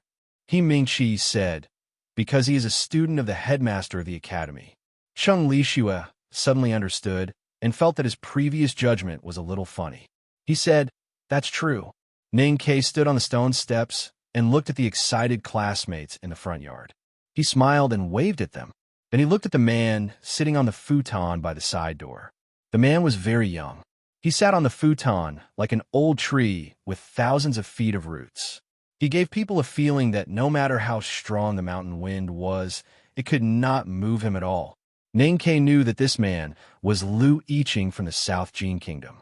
He had meditated outside the academy for 3 months in order to challenge him. He also knew that this man was the brother of the Sage of Sword, Lu Bai. The Yulin Royal Guards pulled a few extremely long ropes and blocked the crowd outside the ropes. They opened up a large open space in front of the side door of the academy. That open space was under the stone steps. The open space was very big, but Ning Ke and Lu Yiqing were very close to each other. Lu Yiqing stood up and looked at him quietly. After a moment, the futon that had accompanied him for 3 months under his feet broke into pieces. He had sat outside the academy for 3 whole months without the shelter of the cliff cave. He was weathered by the wind, rain, and sun. His hair was tangled and his clothes were full of dust. The nails on his hands that were exposed outside his sleeves were full of black mud stains. They did not look like hands that were used to hold a sword at all. Compared to Ning Ke, who had just showered and changed into a new set of clothes, Lu Yiqing looked more like a beggar. However, the expression on his face was very calm, as if there was not a speck of dust on his clothes. They were even cleaner than Ning Ke's black uniform. Lu Yiqing looked at Ning Ke with extremely bright eyes. He was indeed very tired and haggard, but his sword had been washed in the cold wind and rain outside the side door of the academy for 3 whole months, and it was extremely bright. He had waited for Ning Ke for 3 whole months. Today, he finally appeared. This sword that was as bright as spring water happened to have the most majestic sword style. Ning Ke? Lu Yiqing asked. Ning Ke nodded. Lu Yiqing suddenly laughed. As he smiled, the pieces of the futon under his feet floated off the ground. The dust on the ground moved even though there was no wind. It seemed to be rolling in all directions, forming a very strange scene. When the dust rolled further and further away like a snake, gradually leaving the open space, the people watching the battle behind the ropes looked at the dust rushing toward them and subconsciously wanted to step back, but they could not squeeze out. Just when they secretly thought that it was bad, the dust suddenly stopped in front of the ropes. It formed a shallow ridge of soil. Inside and outside the ridge were 2 different worlds. Inside the ridge was the world of battle. It was not to be disturbed. Suppressed exclamations sounded around the side door of the academy, and then it fell into a dead silence. The dozens of horse carriages on the side of the state highway were also shrouded in a dead atmosphere. The noble ladies in the horse carriages were shocked and tightly covered their mouths. The cultivators in the horse carriages looked at Lu Yiqing in silence, not knowing how to react. They thought about how Lu Bai, the Sage of Sword, had dared to send his own brother to challenge the academy. This meant that this person's state must be very high and he must be very powerful. Moreover, they had already confirmed that Lu Yiqing was indeed powerful enough. However, they did not expect him to be so powerful. His psyche power moved with his smile, and he could disperse all the dust in the field, and he did it so perfectly. This seemingly strange scene required extremely delicate control of the qi of heaven and earth. The officials of the Imperial Center Administration of the Tang Empire looked at the side door of the academy in silence, their faces full of worry. After Lu Yiqing revealed his state, no one was optimistic about Ning, Quebec. Chung Lishue looked there and also fell into silence. Unlike other cultivation sects, the West Hill Divine Palace, which led the world, had information about Lu Yiqing many years ago, because he was the brother of the Sage of Sword Lu Bai. Before Lu Yiqing became famous, the West Hill Divine Palace already knew that he was an extremely rare genius in sword Taoism, and put him on the list of key observation. Looking at Lu Yiqing's state, Chung Lishue realized that this person was even more powerful than what the Divine Hall had imagined. A trace of worry gradually appeared between his brows. Of course, the West Hill Divine Palace did not want another person like Mr. Ke to appear in the academy. But at the same time, they did not want the Sword Garret of South Jin Kingdom to produce another powerful person, the Sage of Sword Lu Bai. Lu Bai was the chief visiting professor of the Divine Hall, and the South Jin Kingdom was also the Divine Hall's greatest power in the secular world. But if the Sword Garret of South Jin Kingdom grew stronger with Lu Yiqing's growth, then the Divine Hall's influence on the Sword Garret would be relatively weaker. What if the Sword Garret of South Jin Kingdom switched positions in the future? So you are a treasure sword that the Sage of Sword has hidden for many years. Chung Lishue looked at Lu Yiqing in the distance and said bitterly, "It seems that even if Ning Ke is the core disciple of the headmaster of academy, he will not be your match today." At the side door of the academy, Lu Yiqing looked at Ning Ke and said, "You're finally here." His tone was very calm, but the deepest part of his voice revealed undisguised pride and confidence. This was because he was going to defeat the core disciple of the headmaster of academy today. Then, even in front of the academy, he should finally have his own pride and confidence. According to the usual story, after Lu Yiqing said that he was finally here, Ning Ke should be silent for a moment before replying, "What will come," and then he would heroically lose this battle. But Ning Ke had never been a person who played his cards according to common sense. In order to win the battle, he would do anything. Even if he did not take the risk of changing cards, he could choose not to look at his opponent's cards. Ning Ke did not look at Lu Yiqing's sharp eyes. He looked at the untainted blue brick floor, which was so clean that it could reflect one's reflection, and sincerely praised, "I'm afraid your sweeping skills are the same as your brother's, the best in the world." This is the 5th chapter. My eyes are blurry and I'm very hungry. I'm going to rest for a while and eat something before writing. I will try to finish the 6th chapter before 7:30. To be continued. If you like this work, please come to Chidian. Come to vote for me. Your support is my greatest motivation. Chapter 4:01. Lu Yiqing was startled, but he did not fly into a rage because of Ning Ke's words. Instead, his eyes showed that he had expected it. He calmly explained, "I've been sitting on the futon these days. Although I didn't mean to, it always affected the cleaning of the academy. So I try to do it myself. But I am familiar with it, so I don't admire it." Ning Ke did not expect that the other party would not be angry. He was surprised and naturally became vigilant, but he did not show it in his expression or words. He smiled and said, "I'm more used to using a broom." Lu Yiqing smiled mockingly, thinking that they were going to start bickering again. It seemed that Ning Ke was indeed as rumored. He would never miss any opportunity to disturb his opponent's mood. However, just as he was about to reply, Ning Ke suddenly stopped smiling. He brushed the front of his academy uniform with his left hand and put his right hand in the air in front of him. He said calmly and attentively, "Please." His posture was very imposing, and the calm and focused expression on his face, coupled with the extremely concise word "please," immediately attracted a round of cheers from the crowd. The sudden change in the atmosphere made Lu Yiqing squint his eyes. According to the Cultivation World description of Mr. 13 of the Academy, Ning Ke, he was a ruthless and decisive person, but he was used to talking nonsense and bickering like a child. The Judicial Department of the West Hill Divine Palace had once commented that all the nonsense, bickering, and childish impulsiveness were just Ning Ke's tricks to disturb his opponent's state of mind. Lu Yiqing thought that he had a deep understanding of Ning Ke's temperament. That was why when Ning Ke said those mocking words that were enough to make many people lose their minds and even vomit blood, he could stay calm. He was even prepared to talk to this person for a long time under the watchful eyes of the crowd. However, he did not expect that the other party would be so direct and simple today. Could it be that he really had some kind of fortuitous encounter after cultivating in seclusion in the cave for 3 months? Lu Yiqing glanced at Ning Ke warily and turned to walk to the center of the clean and dustless ground.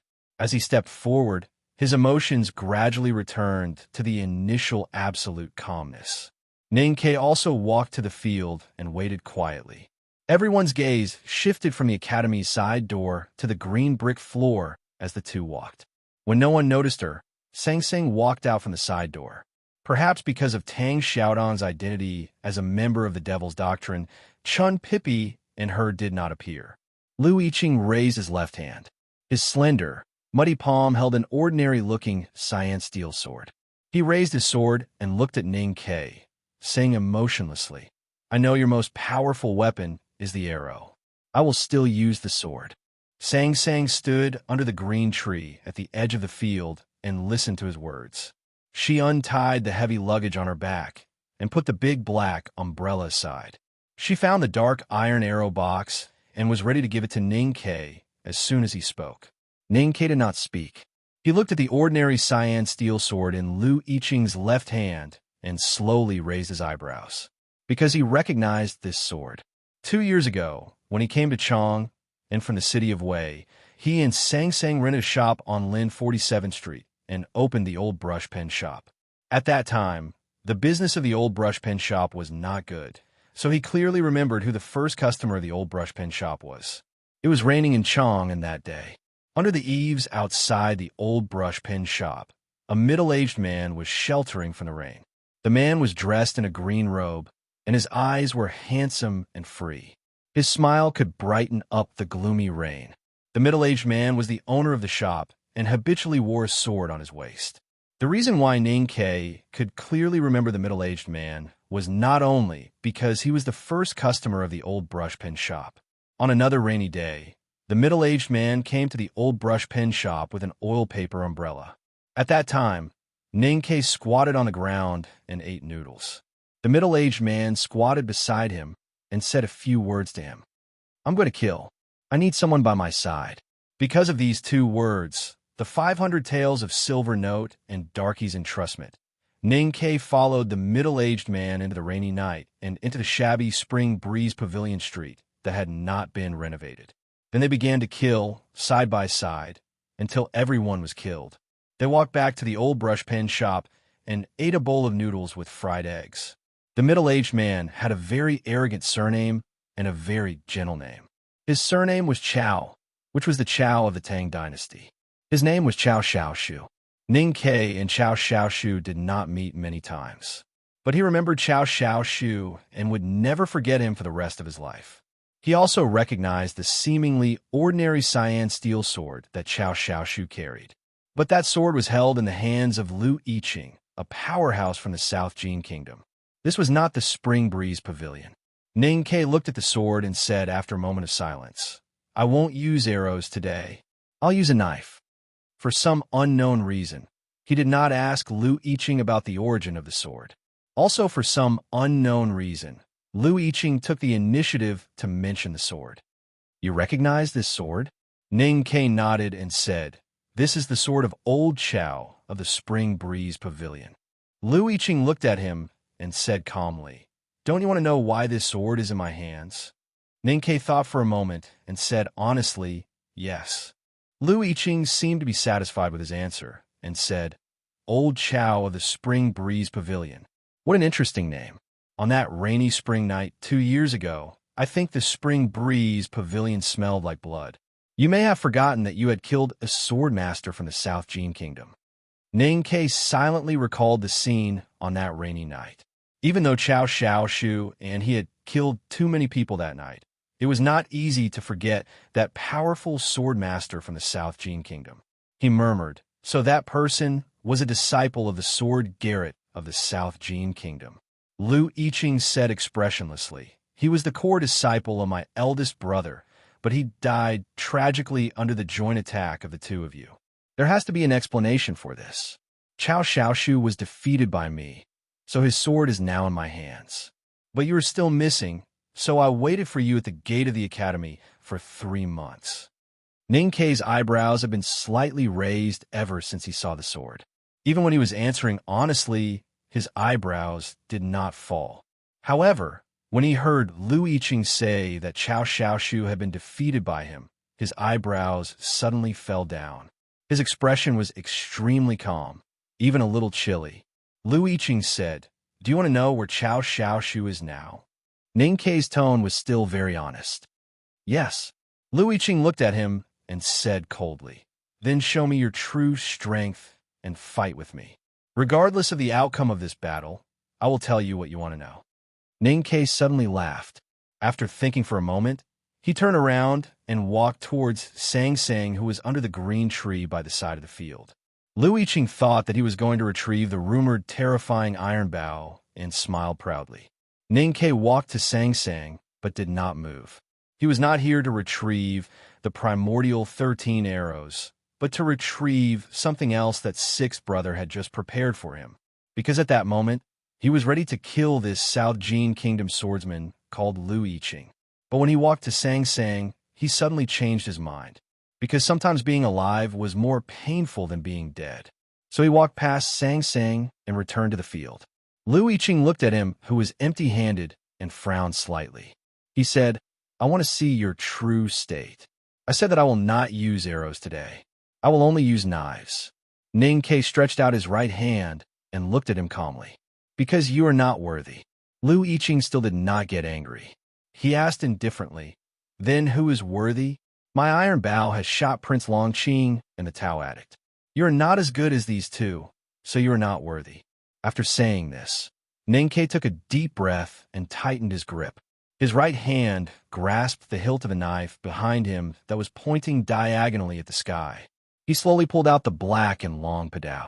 His movement was very normal and casual, but it was firm and did not allow anyone to interrupt him. Just like that rainy night 2 years ago, when a middle-aged man in a green robe killed his enemy in front of him with his sword. He was defenseless in close combat and did not hesitate to give his life to Ning Quebec. Lu Yiqing clearly sensed the change in Ninkei's aura, but his emotions did not change. His dirty and dusty clothes fluttered in the spring breeze. He was like a bright sword that had been washed by the spring water. His most respected brother had once told him that no matter what kind of enemy he faced, and no matter how the enemy changed, all he needed to do was to pull out the sword and stab into the enemy's body. So Lu Yiqing calmly pulled out the cyan steel sword from the sheath and stabbed straight at Ninkei's body. It was straight like a stick, like a willow that was frozen in time and no longer swaying. There was no sword style, and no flying sword whistled through the air. This was the simplest sword, but it was the most powerful sword. The sword Garrett of South Jin Kingdom was different from other sword sects in the world. They did not cultivate the art of swordsmanship. The disciples of the sword Garrett would never use their psyche power to control the chi of heaven and earth, and then use it to control their natal swords.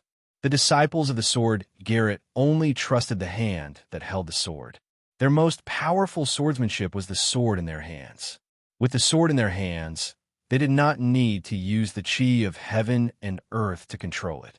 They could directly gather the chi around the sword. This was the swordsmanship of the world's most powerful sage of sword, Liu Bai. With the sword in his hands, it was like a river. Invincible in front of him was invincible in 10,000 miles. The loneliness of the past years in the private school of his hometown, the cold looks he received after coming to the sword Garrett, the thoughts he gained after sitting in front of the academy for 3 months, the scornful looks of the Tangs, the angry but silent discussions, and the pride in the depths of his heart, all melted into this one sword. It was such a simple strike, but Lu Yiqing had poured all of his cultivation into it. The air in front of the blade suddenly collapsed and retreated in all directions, creating an absolute vacuum. The few green leaves that danced in the air could not even land on the clean green brick ground before they turned into powder. The chi of heaven and earth outside the side door of the academy shook violently and gathered into the sword in his hands. Then it seeped out from the blade, forming a wind and thunder that whistled. In an instant, Lu Yiqing had crossed the distance between the two of them. The tip of the sword carried the wind and thunder and directly hit Ninkei's face. This is the 6th chapter. I'm crazy. Then, there's still the 7th chapter. I'll sleep after I finish it. I really don't know when I'll update. I'll try to finish it before 8:30. I have to continue writing after I wake up. Why my sweat? To be continued. If you like this work, please come to Chidian. Come to vote for me. Your support is my greatest motivation. Chapter 402. The wind and thunder at the tip of Lu Yiqing's sword shocked all the onlookers. People's exclamations were still brewing in their throats, and there was dead silence. How could such a simple sword contain such a powerful force?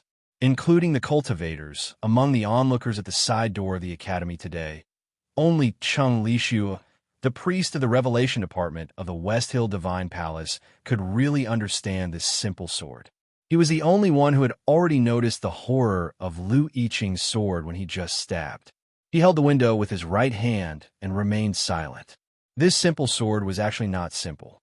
It had the fullest and even the most perfect willpower with 100 days of waiting and forbearance, and finally had Liu Bai's sword style. Because it was simple, it was powerful. Everything in the world was like this, including Hao Yan's divine light.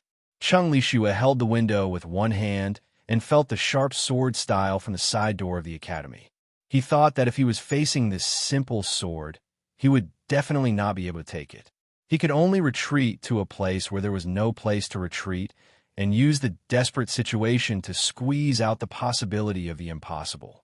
Even if Prince Longqing was still alive, facing such a simple and powerful sword style, facing the wind and thunder at the tip of the sword, he could only choose to temporarily avoid it and risk being injured to find the last chance of survival and killing. If it was the Tao addict in front of Lu Yiqing's sword, could she block it? Cheng Lishua thought of the news from West Hill and silently added in his heart. Of course, it was the Tao addict before she went to the wilderness. Then he denied his own thoughts in his heart. If it was the Tao addict before she went to the wilderness, she would definitely not block this simple sword, but would attack with a straight face. Before she was stabbed to death, the person holding the sword would die first. So she would not die. She could deal with Lu Yiqing's sword. The wind and thunder came, and there was a hidden sword style in it. Facing such a dangerous situation and such a powerful sword, Ning Ke chose to close his eyes. There was only one explanation for closing his eyes at such a moment. That was, he wanted to commit suicide. Ning Ke did not want to commit suicide, so he slashed forward while closing his eyes. He knew that, with his current cultivation state, he would definitely not be able to take on this sword. So he did not even think of taking it, nor did he try to attack like Yi Hong Yu. Instead, he attacked back. The way he swung his blade was very simple. It was even simpler and more primitive than Lu Yiqing's sword thrust. This was because the saber itself was simpler and more primitive than the sword. Swords were deliberately forged by humans to be used as weapons of salute or slaughter. The sword could stab people, but it couldn't stab anything else. The saber was a stone saber that humans picked up from the heavens and the earth. It was first used for hunting. A saber could be used to chop people, but it could also be used to chop many things, such as firewood. Ning Ke felt the heavy weight from the hilt and the subtle reverberation of the blade cutting through the air. A sense of firmness and reliability that he had not felt for a long time returned to his body. He had not chopped firewood for a long time, and he missed it very much. Today, he was chopping wood again. Although his eyes were closed, his movements were still as skillful as ever. It was so skillful that it felt natural. It was so natural that it made people feel comfortable. Only Lu Yiqing, who was facing the blade, felt very uncomfortable and even uncomfortable. Ning Ke's movement was natural as he slashed forward. With a flick of his wrist, the majestic, great spirit in his body flowed along the hilt and madly into the blade. Even if it was a treasured saber from the imperial palace, it would instantly disintegrate into countless metal fragments after being injected with so much great spirit. However, this new blade, which had been tempered by Sixth Brother and had the weight of 3 Padeos, was able to withstand the pressure. The slender blade began to tremble at a terrifying speed that could not be seen by the naked eye, as if it would break at any time, or as if it would endure everything in silence forever. A buzzing sound. Previously, when Lu Yiqing had revealed his state, the black brick floor seemed to be spotless. However, at this time, the finest ash in the cracks of the black bricks was shaken out by Ning Ke's saber momentum and scattered in all directions. The people of Chang, and who were watching the battle, could not see what was happening at all. The scene in their eyes was still at the moment when Lu Yiqing's wind and thunder sword was about to pierce Ning Ke's face, and the saber in Ning Ke's hand was just an ordinary saber in the air. Only cultivators with a high state could clearly feel that there was a majestic aura of heaven and earth dancing around the Padao in Ning Ke's hand. The amount and purity of this aura of heaven and earth was even more terrifying than the chi of heaven and earth absorbed by Lu Yiqing's wind and thunder sword. Cheng Lishua also held onto the window with his right hand. His body was tense, and his face was full of shock. He Ming-chi, who was standing by the carriage, suddenly looked up and held the wheel with his right hand. The green leaves in the air that were crushed into powder by Lu Yiqing's sword style turned into nothingness when they touched the saber wind. A wildflower that was peeking out from the crack of the stone steps in the distance disappeared in an instant. Ning Ke's saber and Lu Yiqing's sword finally met. The saber momentum was so majestic that it suppressed the wind and thunder on the tip of Lu Yiqing's sword.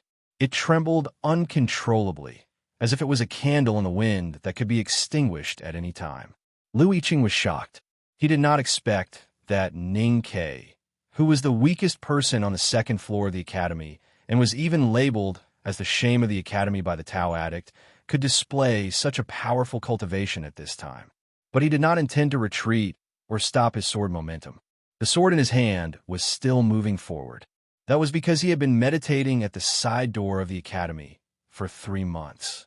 He was fully prepared for what might happen in this duel, including Ning Kei's sudden increase in state after his hard cultivation.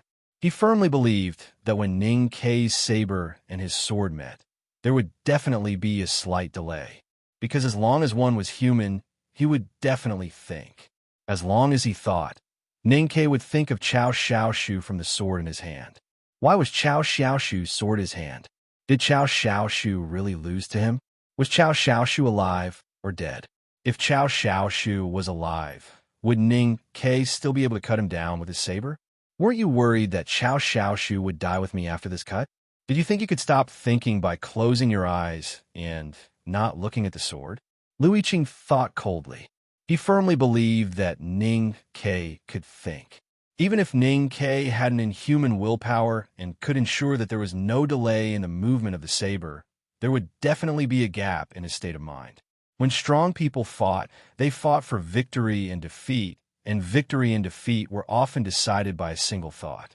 Lu Yiqing knew that he could seize the gap in Ning Kei's state of mind, and he had been preparing for this for a long time.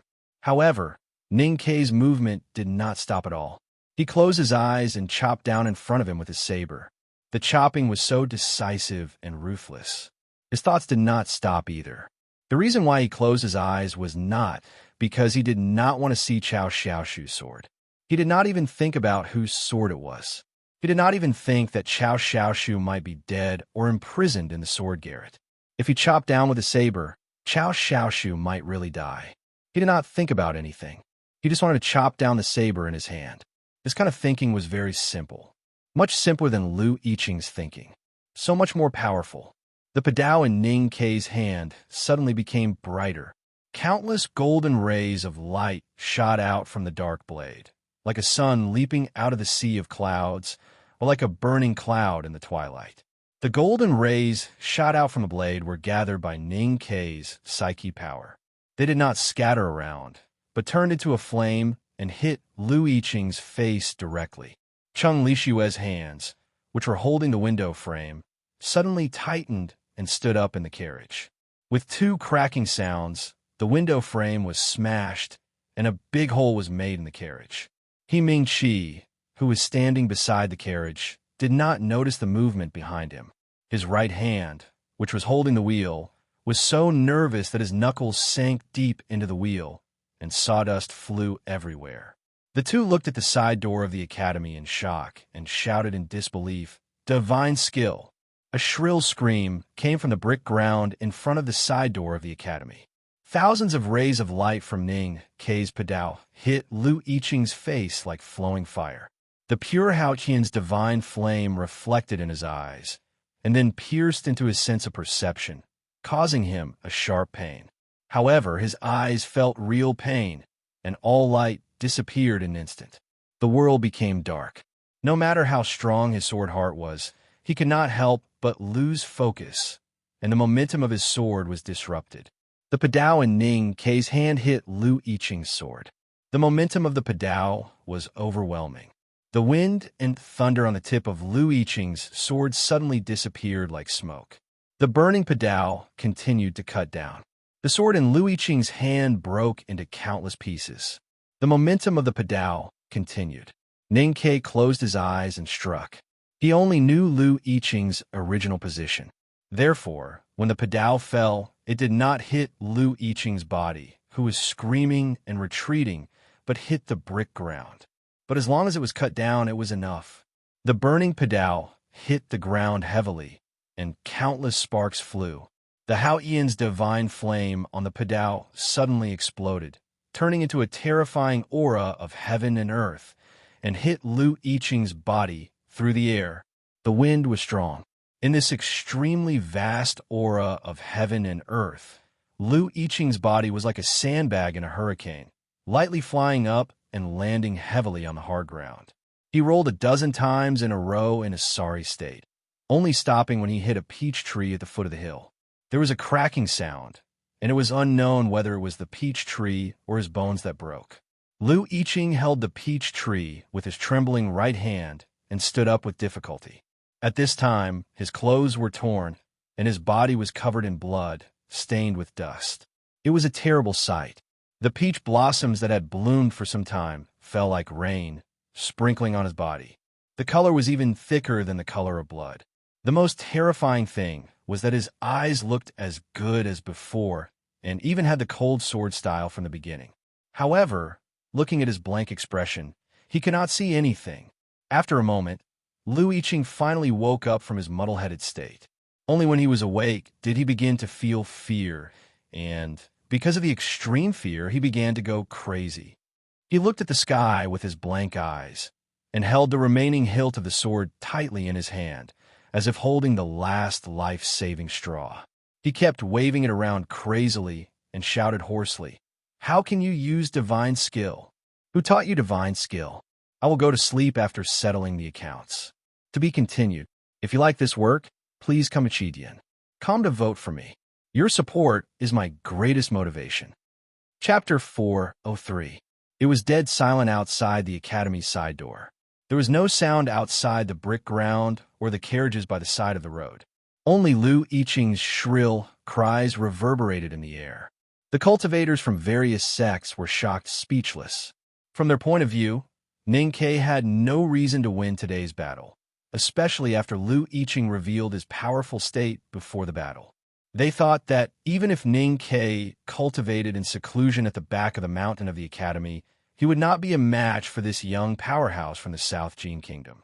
No one had expected that the battle would end so violently after it started so easily. The scene of Lu Yiqing flying out miserably happened right before their eyes.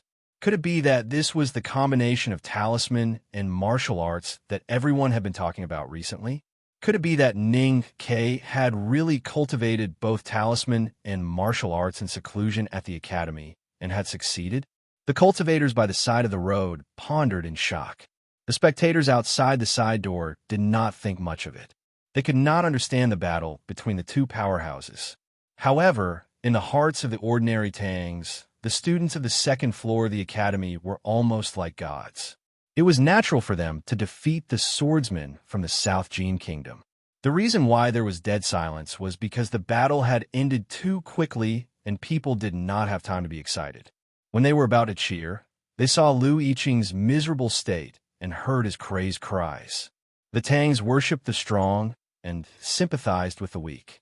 They did not like this person from the South Jin Kingdom who dared to challenge the academy.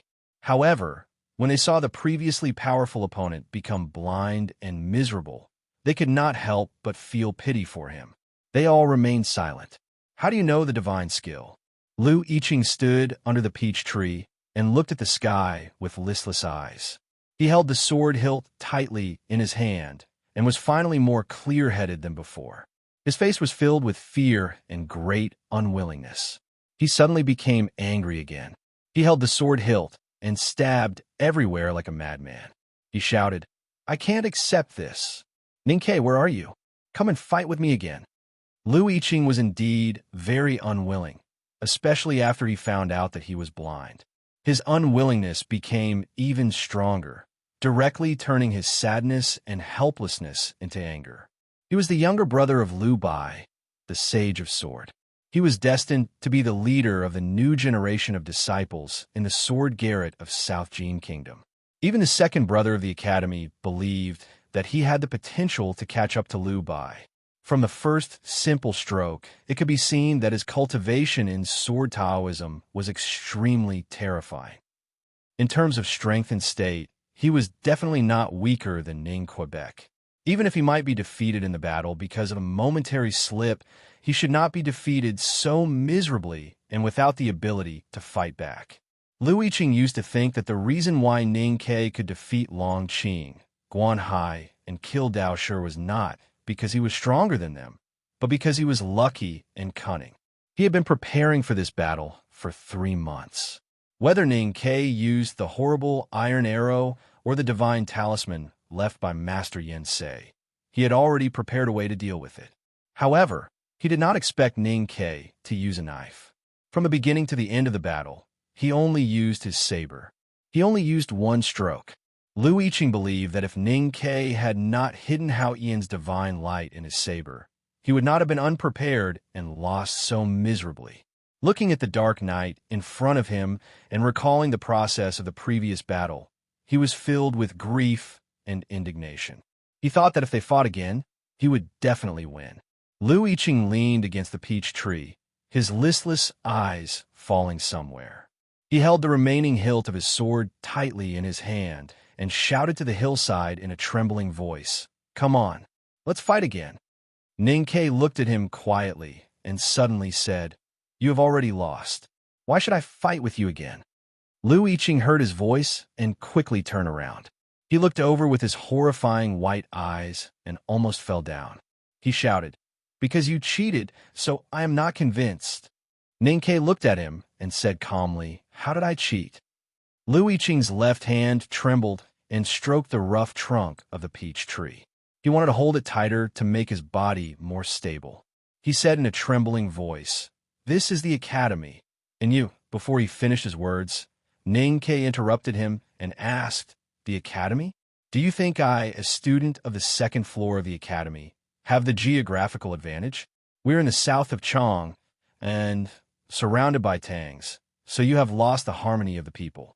Or is it that today is the day I break out of seclusion when my spirit is at its peak, so you have lost the timing?" Looking at the resentful expression on his face, Ning Ke sneered and said, "Don't forget that you have been waiting at the gate of the academy for 3 months. The whole world knows that you have been waiting for the day I break out of seclusion. So the location and the time of the battle are chosen by you. So why are you not convinced?" Lu Yiqing's body trembled slightly. The blood in his tattered coat mixed with dust and dripped to the ground. Ning Ke had never shown any mercy to his enemies.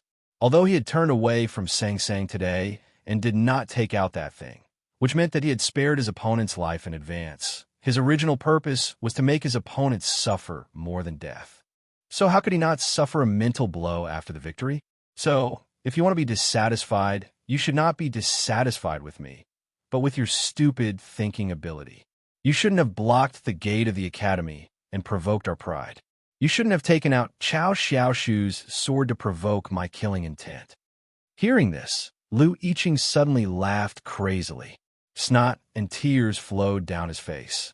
He pointed at Ning Ke with the sword hilt in his hand and shouted hoarsely, "I know you are cold-blooded and heartless, but I have underestimated how heartless you are. You clearly saw Chao Xiaoshu's sword in my hand, but you did not care about the safety of the person who once helped you. You did not even leave a gap in your mind. I have been practicing swordsmanship for many years, and I have a heart of steel. Today, I have met someone colder than me. I should not be convinced that I have been defeated by you." The proud young powerhouse from the South Jin Kingdom finally admitted defeat for the first time after today's defeat. However, his words were still very bitter and full of despair and mockery. Ning Ke looked down at the dust on the bluestone bricks under his feet. He suddenly raised his head and looked at Lu Yiqing. He said, "First of all, Chao Xiaoshu and I are just acquaintances. We only talk about fried egg noodles and money. We don't talk about gratitude or hatred. Secondly, I don't know how his sword fell into your hands, but I know that an idiot like you can't possibly defeat him. What right do you have to use this sword to disturb my mind? What right do you have to be unconvinced? It's the toughest before the finish line of a marathon. I'm working hard. Let's start with 2,000. The next chapter will be out before 1. To be continued. If you like this work, please come Chidian. Come to vote for me. Your support is my biggest motivation." Chapter 404. Ning Ke walked towards the peach tree. Hearing the footsteps, Lu Yiqing became nervous. He held the hilt of his sword tighter and looked around in panic. He had said that he was unwilling to give up and wanted to fight again. However, when Ning Ke walked towards him, he realized that he was seriously injured and blind. He could not even defeat an ordinary person, let alone Ning Quebec Ning. Ke stopped in front of Lu Yiqing and looked at his bloody and dirty face. He said, "I know you are still unwilling to give up, because you think that I hid my strength and was too cunning." Lu Yiqing's body trembled slightly. He pursed his lips tightly and used his strong willpower to stop himself from moaning in pain and falling unconscious because of his injuries. This young powerhouse from the South Gene Kingdom used his silence and posture to show that he was still unwilling to give up. Actually, that's because you don't know what a battle is. You thought your sword move was simple enough, but it wasn't simple at all, because you thought about it for 3 whole months. You thought about how to deal with my arrows and talismans. You wanted to confuse me with words and chow chow shu. Ninkei looked at him and said, and I didn't use talismans or arrows. I didn't even use any skills. I didn't think about chow chow shu or the sword in your hand. I didn't care about the relationship between you and the Sage of Sword. I didn't fear you. I didn't despise you. I didn't use words to test your will to fight, and I didn't use any tricks to confuse you. I just pulled out the knife from a sheath and slashed at you. Lu Yiqing understood a little, and his body trembled more violently. Ninkei looked at him and said, that's the real simple. After a moment of silence, Lu Yiqing said with a smile, I understand. Ninkei said mercilessly, you don't understand at all. Simple thinking is the real simple. You thought too much. That's why you lost to me. And you said too much. Lu Yiqing leaned against the peach tree. His body shook, and he almost fainted. Ninkei didn't stop. He looked at him and continued. Before the battle, you said that if I fought you with all my strength, you would tell me where Chow Chow Shu was. That was a stupid thing to say. At this point, he paused for a moment and looked at the blood-like peach blossoms under Lu Yiqing's body. He said, even if you don't tell me where Chow Chow Shu is, I will still beat you into a pile of dog shit. You threatened me just to make me more aware of the necessity of beating you into a pile of dog shit. Now that I have beaten you into a pile of dog shit, I'd like to see if you will tell me where Chow Chow Shu is. I'd like to see how you can still be unconvinced. Lu Yiqing finally understood why he had lost today. Although he was still unwilling, he had no choice but to admit defeat. However, as he listened to his opponent's incessant taunts, describing him as a pile of dog shit, and then thought of his heavy injuries and blind eyes, he immediately felt resentment. After a moment, the resentment turned into helplessness. As the appointed leader of the Sword Garret of South Gene Kingdom, he had lost to his opponent in front of the world. Moreover, he was blind and would never be able to recover his cultivation state. He might not even be able to hold his sword again. How could he avenge himself in the future? The pride in Lu Yiqing's heart gradually disappeared after this fiasco and Ninkei's calm but ruthless post-battle analysis. He looked at the darkness in front of him and imagined the bleak future. His chest was filled with despair, and his willpower suddenly collapsed. He leaned against the peach tree and sat down again. His right hand no longer had the strength to hold the sword hilt, because Ninkei's words destroyed the last straw. Ninkei took a step forward and picked up the sword hilt. He looked at it silently for a long time. This was indeed Chow Chow Shu's sword. Of course, Chow Chow Shu would not lose to someone like Lu Yiqing. Then why did his sword end up in the Sword Garret of South Gene Kingdom? During the battle, Ninkei did not think about anything else in order to keep his state of mind clear and firm, and in order to make his chop as simple as possible. Now that the battle was over, those inauspicious judgments instantly poured into his mind, making his hand that was holding the hilt of the sword tremble slightly. After the bloody battle in the Spring Breeze Pavilion, many people in the world thought that Ninkei and Chow Chow Shu were close friends and very familiar with each other. That was why they could fight side by side while bathed in blood. However, Ninkei knew that was not the case. The relationship between him and Chow Chow Shu was that of the landlord and the tenant. It was like the relationship between the leader of the underworld in Chong, and a hired killer. Or, as he had said to Lu Yiqing, it was the relationship between a customer and a customer. The two of them could be described as romantic, but they had never talked about it. Most of the time, they talked about money and fried egg noodles. That was why he and Chow Chow Shu were not that close. They had only met a few times, and he had never even been to Chow Chow Shu's home. However, there would always be 1 or 2 people in the world who came out of nowhere. They would casually walk into your life and say a few words to you. Then, the two of them would live and die together. It was like when Xiao Xiaoshu walked into the old brush pen shop on a rainy day. It was also like when Ning Ke and Zhua Er met in the village in the Yin territory. This kind of relationship was very faint, so faint that they might not have any contact for many years. Sometimes, they would occasionally exchange letters. Even if they met on a bustling night boat, they would just raise their cups of wine and talk about the matters after parting before parting again. This kind of relationship was very strong. It was so strong that when they met again, after many years, they would look at each other on the street and smile. Then, they would take the knife that the other person handed to them and fight against the endless enemies. And when you knew that the other person was in danger somewhere in the world and needed your help, no matter if you were taking the imperial examination or marrying a princess, you would throw away the brush in your hand without hesitation. You would tear up the examination paper on the table, push away the officials in charge of the palace examination, rush out of the imperial city, take off your new festive clothes, ignore the beautiful and shy bride by your bed, and ride a horse thousands of miles away. Ning Ke looked at the sword hilt in his hand and remained silent. He did not know where Xiao Xiaoshu was now and what kind of situation he was facing. He suddenly realized that the fact that he was not familiar with Xiao Xiaoshu was a beautiful premise. Because of this, he did not know if Xiao Xiaoshu was a person who believed that as long as the sword existed, he would die. Because of this, he did not have to confirm that Xiao Xiaoshu was dead.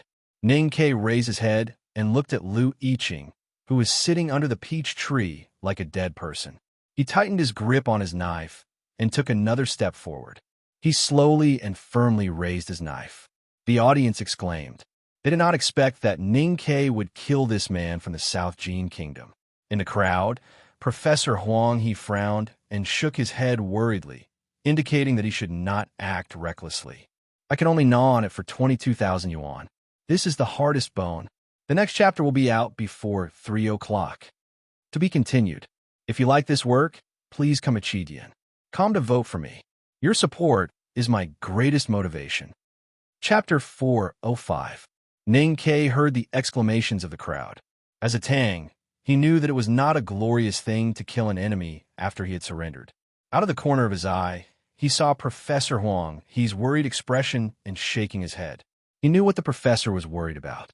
If he killed Lu Yiqing under such circumstances, it would be equivalent to forming an unresolvable feud with the Sword Garret of South Jin Kingdom, especially with the world's most powerful sage of sword, Liu Bai. Ning Ke had never thought of killing Lu Yiqing because he wanted the South Jin Kingdom to live a life worse than death. Now that Lu Yiqing was blind, he was satisfied with the result. But he looked at Lu Yiqing, who was sitting under the peach tree with a pale face. He slowly and firmly raised his padao as if he was going to chop down at the next moment. That was because he was very clear on one thing. Even those who had fallen into a situation worse than death still didn't want to die.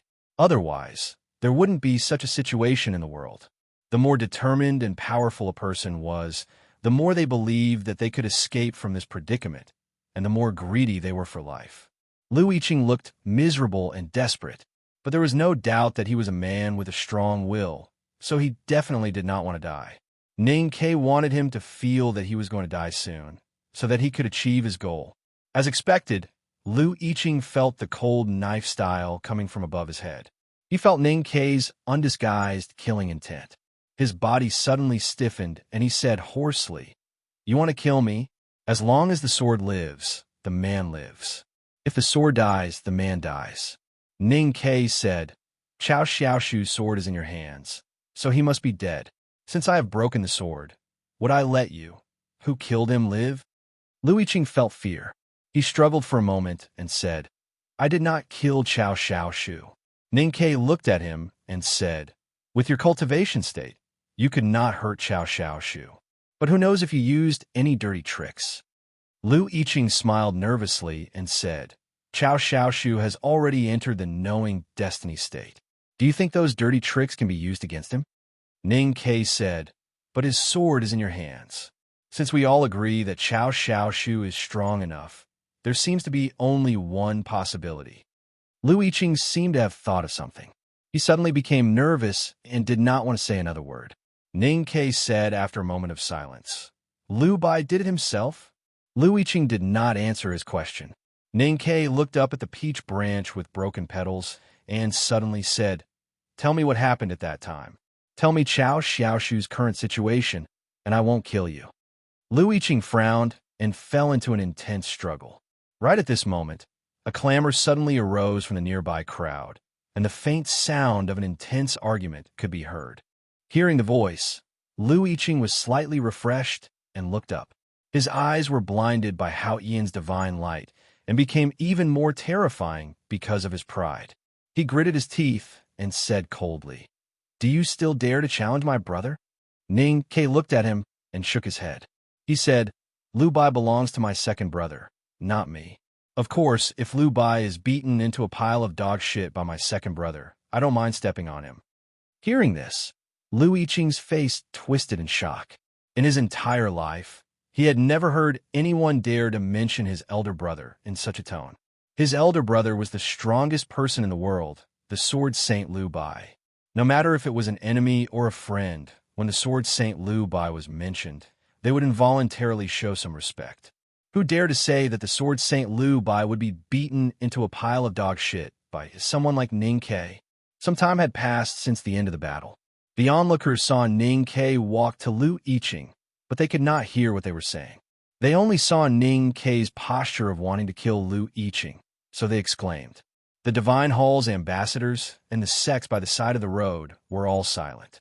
The South Jin Kingdom's ambassador and 2 disciples of the sword Garrett ran down the hill in a panic, wanting to stop this from happening. The Yulin royal guards had already pulled up a long rope to guard the side gate of the academy. Other than the 2 participants in the duel, no one was allowed to enter. Both sides immediately quarreled fiercely. The South Jin Kingdom's ambassador said angrily, "We admit defeat if we lose, but why won't you let us in to treat Master Liu? What are you Tangs trying to do?" The Tang Empire was the most powerful country, followed by the South Jin Kingdom. Therefore, the people of the South Jin Kingdom were used to seeing the Tangs as opponents. However, the Tangs did not even care about the South Jin Kingdom. The Yulin Royal Guards were the proudest group of people in Chong, and they even turned a blind eye to the ambassador's anger. The conversation about Chao Xiaoshu was between Ning Ke and Lu Yiqing, so they did not purposely raise their volume. Therefore, the onlookers of Chong and the students of the academy did not hear it. However, the cultivators in the horse carriages by the side of the road heard it clearly. Chao Xiaoshu's name used to only be famous in the underworld of Jianghu. However, after the battle at the Spring Breeze Pavilion, his name suddenly spread throughout the cultivation world. Only then did all the sects know that there was a hidden powerhouse in the Tang Empire, and that this powerhouse had entered the knowing destiny state not long after. Chao Xiaoshu had actually been killed or imprisoned by the Sword Garrett of the South Jin Kingdom. The cultivators of the various sects knew the story of the Spring Breeze Pavilion, so they naturally thought that they understood Ning Ke's anger. They understood why he raised his knife and was ready to chop off Lu Yiqing's head. However, they did not think that it would be the right decision for Ning Ke to kill Lu Yiqing. What had happened to Chao Xiaoshu was only Lu Yiqing's own words. The Sword Garrett of the South Jin Kingdom could completely deny it because no one had any evidence. However, Lu Yiqing's blindness and severe injuries were witnessed by thousands of people. Under Hao Yan, no matter how tyrannical the Tangs were, they could not stop the South Jin Kingdom from treating Lu Yiqing's injuries and taking him away. However, it was obvious that Ning Ke was not going to let Lu Yiqing leave the academy alive. Ning Ke held his knife. Lu Yiqing lowered his head, as if he was waiting for death. However, he was actually listening to the movements outside. The South Jin Kingdom envoy roared angrily at the soldiers of the Yulin Royal Guards. The 2 disciples of the Sword Garrett looked extremely angry, as if they were ready to pull out their swords from the sheaths at their waists. The atmosphere in the field became unusually tense because of the confrontation. At this moment, a voice came from the side door of the academy, which had been silent for a long time. The voice was calm and serious. It sounded gentle, but there was an unquestionable meaning in it. This person has been meditating outside the academy for 3 months. His willpower and perseverance are commendable. It is already impolite of us to not invite him into the academy. Today, he is seriously injured and blind. How can he withstand such a long journey? If we leave him to fend for himself, it would be against the harmony of heaven. It is not how we treat our guests. Youngest brother, why don't you bring him into the academy and treat him properly? Everyone was confused when they heard this. They wondered what this person was trying to say after saying so much correct nonsense. When they heard that this person wanted to bring Lu Yiqing into the academy, they could not help but burst into an uproar. There were many wonderful people in the academy. However, there was only one person who could use such a serious tone to say such correct nonsense. He was so unreasonable that he wanted to lock Lu Yiqing in the academy. Of course, it was second brother. Ning Ke smiled when he heard second brother's words and put his padao back into its sheath. Professor Huang, he smiled bitterly and shook his head. He thought that this matter would become more and more troublesome. The duel that Lu Yiqing, the younger brother of the Sword Sage of South Jin Kingdom, and Mr. 13 of the Academy, Ning Ke, had prepared for 3 months had ended. The onlookers gradually dispersed. Their faces were still filled with longing because they were only mortals and could not see the details of the battle between these cultivators. In their eyes, the battle had ended with Lu Yiqing stabbing and Ning Ke chopping. Not understanding did not mean that they would not talk about it. This was destined to be the most sensational duel in the world in recent times. It would definitely be retold by the people of Chong and eventually become a more exciting and thrilling legend that was completely different from the real situation. In the days to come, there would definitely be many people discussing Ning Ke's simple and unparalleled slash in the wine shops and sex deep in the mountains. And it might even become a distant memory of the people in Chong. Dozens of horse carriages on the official road gradually left the academy. Only the horse carriage that belonged to the West Hill Divine Palace's diplomatic corps was still there, looking a little lonely. Cheng Lixue did not leave. He walked out of the broken carriage and came to He Mingqi's side. He looked down at the side door of the academy, his brows full of confusion. The side door of the academy was tightly shut. There were some bloodstains on the green brick ground in front of the door. There were several short ridges formed by dust around it. They had previously proved Lu Yiqing's strength, but now they seemed a little ridiculous. Is it really possible to cultivate in talisman and martial arts at the same time? Cheng Lixue frowned and looked in that direction, thinking hard. As the priest of the Revelation Department of the West Hill Divine Palace, he had a profound state of Taoism and was even more knowledgeable. However, he had never read about cultivating in talisman and martial arts at the same time in any ancient books. Of course, he had never heard of anyone successfully cultivating it. Even if you cultivated in seclusion in the cliff cave for 3 months and combined the two into one, why did you use my West Hill divine skill when you chopped at the end? Cheng Lixue asked himself a question. This was the same question that Lu Yiqing had asked in a trembling voice when he was blinded and in a panic. How could Ning Ke know divine skill? Who taught him divine skill? He Mingqi, who was standing beside him in silence, seemed to have heard the voice deep in his heart. He said softly, Ning Ke is a student of the headmaster of the academy. Then everything is possible. According to the records of the West Hill Divine Palace and the descriptions of the divine priests on the Peach Mountain, the headmaster of the academy seemed to be an omnipotent person. Cheng Lixue felt that this inference was valid, but vaguely felt that this matter was not so simple. He thought of the little girl he saw just now. The little girl standing under the shadow of the big green tree. Then he seemed to understand. Dawn is ahead. I will eat first. The next chapter will be out before 4:50. To be continued. If you like this work, please come to Chidian. Come to vote for me. Your support is my greatest motivation. Chapter 406. The West Hill Divine Skill was the most sacred and supreme Taoist magic of Haotian Taoism. It was even called the origin of Taoist magic. Different from the divine skill used by the deacons of the judicial department who patrolled the world, this divine skill was not a specific cultivation method, but a divine weapon given by Haotian to the cultivators. The disciples of Haotian Taoism, who could practice the divine skills on Peach Mountain, did not necessarily have the highest aptitude for comprehension, but they must have the purest Taoist heart and the strongest faith in Haotian.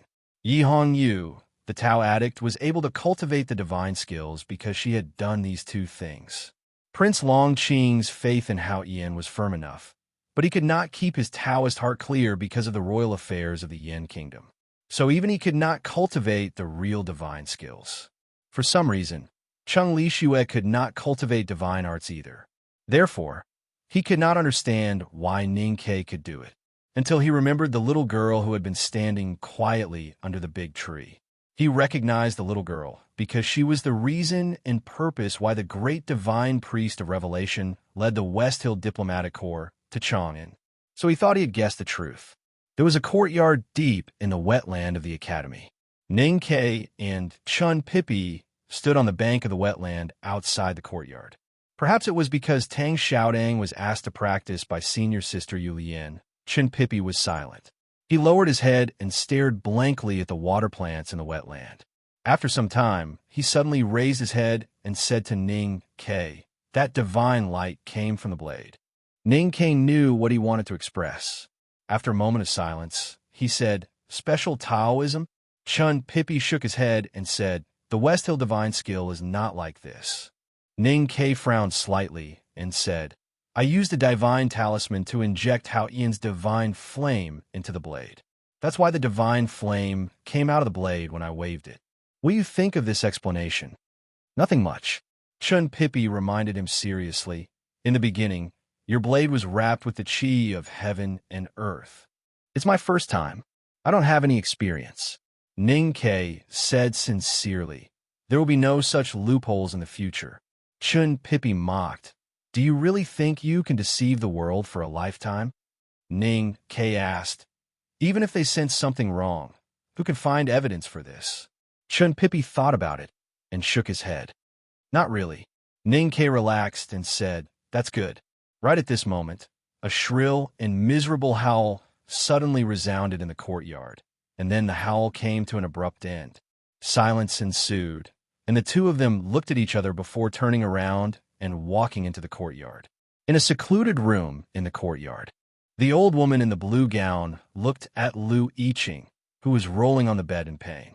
She shook her head and put away the needles and other medical items in her hand, saying, "I can't do it anymore."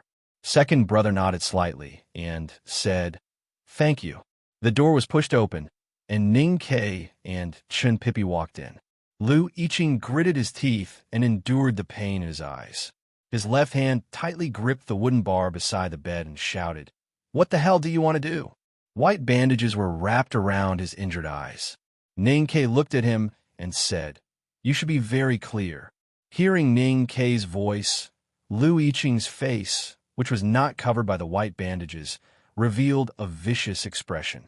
He said in a slightly hoarse voice, "You blinded my eyes today, and I will definitely pay you back in the future." Ning Ke had always been a person who refused to be at a disadvantage, whether it was in a sword fight or a verbal battle. Hearing this person threatening him, he said, "If you really want to take revenge, why wait until the future? You can kill me now, because you know that I really want to kill you." Lu Yiqing did not expect that he would use words to express his killing intent. After a slight stiffening, he said in a cold voice, "My eldest brother is the sage of sword, Lu Bai. How dare you kill me?" Cultivators paid attention to their state of mind and willpower.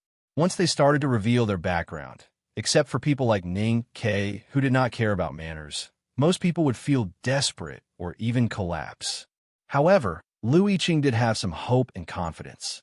The Sage of Sword, Lu Bai, was indeed too famous. Although the Academy would not be afraid of him, it seemed unnecessary to provoke the world's strongest powerhouse. At this time, second brother, who had been standing quietly, suddenly said, "Since you are Lu Bai's younger brother, the Academy will not treat you harshly. Please rest assured." Lu Yiqing knew that the owner of this voice must have a high status in the Academy. He might even be the rumored Mr. First or Mr. Second at the back of the mountain of the Academy. He sincerely said, "Thank you for your care." "You're welcome." He was not being polite, but because second brother was an upright gentleman and did not want to lie. Moreover, he did not think that what he had done was worthy of being thanked. He said, "Because I plan to let you stay in the academy to recuperate." Lu Yiqing was stunned and asked with the last hope, "Then when are you willing to let me go?" Second brother thought for a moment and said, "Honestly, I will let you go when Lu Bai releases Chao Xiaoshu. If Chao Xiaoshu is dead, then you'll never have to leave." Lu Yiqing heard the seriousness in second brother's words. The pain in his eyes and the fear of being imprisoned in the academy made him even more panicked. He said anxiously, "Chao Xiaoshu is really not in the sword garret. He is not dead. Eldest brother is in seclusion, so I could only take his sword and hurt him." Then he ran away. Ning Ke finally knew that Chao Xiaoshu had met the Sage of Sword, Lu Bai. Ning Ke finally knew that Chao Xiaoshu had indeed encountered the Sage of Sword, Lu Bai. Naturally, he was no match for him. No wonder his sword was taken away. But how serious was his injury? Second brother suddenly asked, "How can you prove it?" The room was silent. Lu Yiqing said, "Isn't it proof that Chao Xiaoshu is not in the sword garret?" Second brother said, "How can you prove that Chao Xiaoshu is not in the sword garret? How can you prove that he is still alive?" Lu Yiqing thought that no one knew where Chao Xiaoshu was. How could he prove it? The more he thought, the more anxious he became. He said, "How can the academy be so unreasonable?" Second brother said calmly, "A debt must be paid. A life must be paid for a life. A prisoner must be kept alive. You can only leave when Lu Bai can prove that Chao Xiaoshu is not with him and is still alive." The old woman in the blue coat said lightly, "I will write a letter to Lu Bai and ask." Second brother was slightly stunned and said, "Thank you." Walking out of the courtyard into the wetland, Ning Ke could not suppress his curiosity. He wanted to ask second brother about the relationship between the old professor who liked to clean the academy and Lu Bai. Unexpectedly, second brother did not give him a chance to speak. He patted his shoulder with a smile and said, "Not bad." Second brother had always been a serious and courteous person. He paid particular attention to filial piety and fraternity. He treated his teacher as warm as spring, eldest brother as warm as summer, younger brothers and sisters as cold as autumn, and his enemies as cold as winter. He rarely smiled or praised people like Ning Ke and the others. Therefore, looking at the smile on senior brother's face, hearing the two words "not bad," and feeling the strength from his shoulder, Ning Ke's legs gave way and he almost fell to the ground. He felt extremely comfortable. Chun Pippi pursed his lips enviously. Second brother turned around to look at Chun Pippi. The smile on his face had long disappeared. He said seriously, "Although you entered the academy earlier than youngest brother and have a higher cultivation state, you are not as good as him in some aspects. As the saying goes, there is an order to understand the Tao. When you get the Tao, you have to forget your identity as senior brother and learn from him." Chun Pippi thought, "When did you forget your identity as senior brother to learn from me? And what do I, a genius, need to learn from Ning Ke?" Although he thought so in his heart, he showed a respectful expression and repeatedly agreed. Ning Ke asked a little unconfidently, "Senior brother, what's good about me?" Second brother looked at him with satisfaction and said, "Finally, you told that person that one day I will beat Lu Bai into a pile of dog shit. Such foresight and courage are very good." After a moment, Chun Pippi looked at second brother's back and said faintly, "I thought you wanted me to learn something. It turns out that you just like to flatter me." Ning Ke patted his shoulder and comforted him. "It's all knowledge, all knowledge." In Chang, the Southern Gate Temple in front of the Imperial City was as quiet as usual. However, compared to the past, the quietness of the Southern Gate Temple was more tense and somber today. There was no one walking in the beautiful Taoist temple complex, but in the streets outside the Taoist temple, there were many experts from the Tang military and the Imperial Center administration hiding. Recently, the defense of the Southern Gate Temple was even tighter than that of the Imperial Palace. It was not the Imperial Court's fault for being nervous. It was because the bigwig who lived in the Southern Gate Temple was too respected. If anything happened to the bigwig in the Tang Empire, the whole world would probably fall into the flames of war. The great divine priest of revelation of the West Hill Divine Palace lived here. In the Taoist temple deep in the Southern Gate Temple, an old man in a gorgeous divine robe sat in the depths of the dark wooden floor. His closed eyes were surrounded by wrinkles like dry land. Cheng Li Shue, the priest of the Revelation Department, knelt respectfully in front of the old man. When junior brother Long Qing was destroyed by him, the Divine Hall thought that it was because of the terrifying divine item provided by the Academy. Even when Monk Guanhai and Dao Shi were defeated by him, no one thought that he was very strong. Cheng Li Shue organized the words in his heart. After a short pause, he continued respectfully. Today, I watched his battle with Lu Yiqing and confirmed that he should have entered the upper see-through state. Compared to when we met in the wilderness, his cultivation state is improving at a terrifying speed. The person who could make Cheng Li Shue so respectful was naturally the great divine priest of revelation. The great divine priest of revelation slowly opened his eyes. The deep wrinkles at the corners of his eyes gradually stretched out as he opened his eyes. It was like a dry land that was moistened by the spring rain for a night. The headmaster returned to the academy and can personally guide him. If his cultivation state still improves at the speed of an ordinary person, then it will be truly terrifying. The great divine priest of revelation looked at his disciple in front of him and asked, "But why is he able to cultivate the divine skill?" Cheng Li Shue said, "I am wondering if it has something to do with junior sister Sang Sang." The great divine priest of revelation looked at him quietly and said, "How can you prove it?" "Actually, I am in a very bad state today because of some things. But when I wrote this chapter, I was very happy. When second brother said how to prove it, there is still one more chapter. I will continue. To be continued. If you like this work, please come to vote for me. Your support is my greatest motivation. Chapter 407. Cheng Li Shue shook his head after a moment of hesitation. The great divine priest of revelation recalled what had happened many years ago and said indifferently, "Then do you know that Mr. Ke from the Academy once showed his divine skills to the world?" Cheng Li Shue was shocked speechless. He was already confused that there was someone else who could cultivate the divine skill other than the West Hill Divine Palace. He could barely accept what had happened to Ning Ke because of Sang Sang. But now he heard from the great divine priest that someone in the academy had already mastered the divine skill many years ago. This was really unacceptable, even if that person was the legendary Mr. Ke. The great divine priest of revelation said, whether Ning Ke learned the West Hill divine skill from Sang Sang or found the key from Mr. Ke's legacy, it made no difference to Hao Ian Taoism. But Mr. Ke's faith in Hao Ian can't be so firm. How could he cultivate the divine skill? If Ning Ke learned the divine skill from Mr. Ke, what is it exactly? Cheng Li Shue said blankly, "Even if Ning Ke is Uncle Yin Sei's disciple, we still have to be more vigilant. What is faith? This is a very complicated question in itself. As for what is called firmness, that is something that only the great Hao Tian can judge for himself." The great divine priest of revelation said indifferently, "Your question is not the responsibility of the Revelation Department. It is a question of the Judicial Department. Write a letter to the West Hill later and let them handle it themselves." Cheng Li Shue nodded and thought of the message from the West Hill a few days ago. He frowned slightly and said, "I heard that the great divine priest of judgment has not recovered from his injury. Recently, his mood." The great divine priest of revelation looked into his eyes and said, "The three departments of the Divine Hall each have their own responsibilities. You'd better stay away from the Judicial Department. Don't dirty yourself with that basin of dirty water."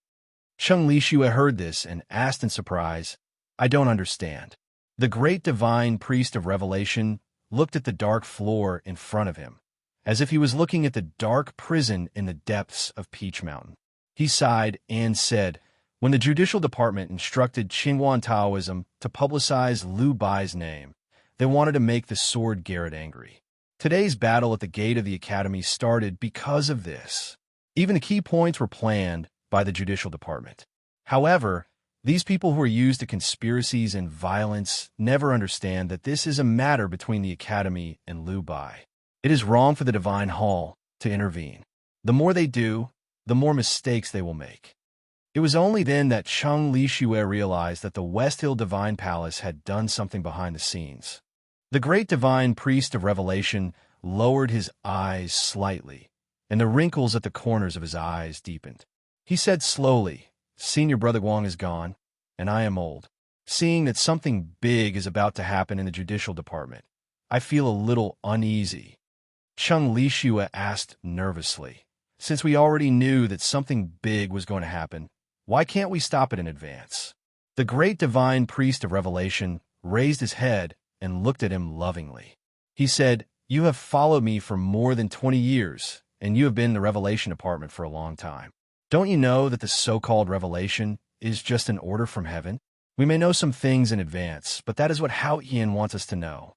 Stop it in advance? Wouldn't that be against heaven? What's more, the event of the judicial department might not be a bad thing for the Divine Hall."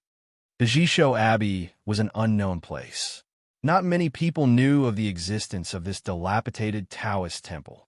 Even those who knew of the existence of the Jishou Abbey did not know that this Taoist abbey, which was high up in the clouds of Haoyin Taoism, was in a deep mountain not far from Peach Mountain, quietly looking at the magnificent and solemn Taoist temples. In the first thatched hut by the lake behind the Taoist temple, the lake breeze blew through the window again, opened the cover of the hand scroll of the Tomes of Arcane, and stopped on a certain page. The middle-aged Taoist by the table looked at the name on the page in silence. The middle-aged Taoist had been in charge of the Tomes of Arcane for many years, but he had never seen such a thing happen on the hand scroll. 3 months ago, the name disappeared. Yesterday, that name appeared again, but it did not appear in its original place. Instead, it was flipped by the lake wind.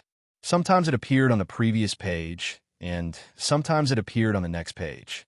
It did not stop until it finally returned to the first page, but its position had changed. The name suddenly appeared on the top of the book from an inconspicuous corner, like a firework rising from the wilderness, and was about to touch the sky in an instant. From a lower see-through state, you were about to see the threshold of the knowing destiny state. The headmaster of the academy is really amazing. The middle-aged Taoist looked at the restless name and said with a smile, "I have been in charge of the Tomes of Arcane for many years. Your speed of improvement can be ranked in the top 5, but your elusiveness is definitely the first."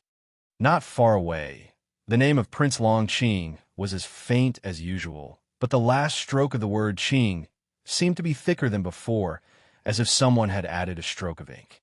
The middle-aged Taoist did not notice the change of Prince Long Qing's name. All his attention was on the restless name.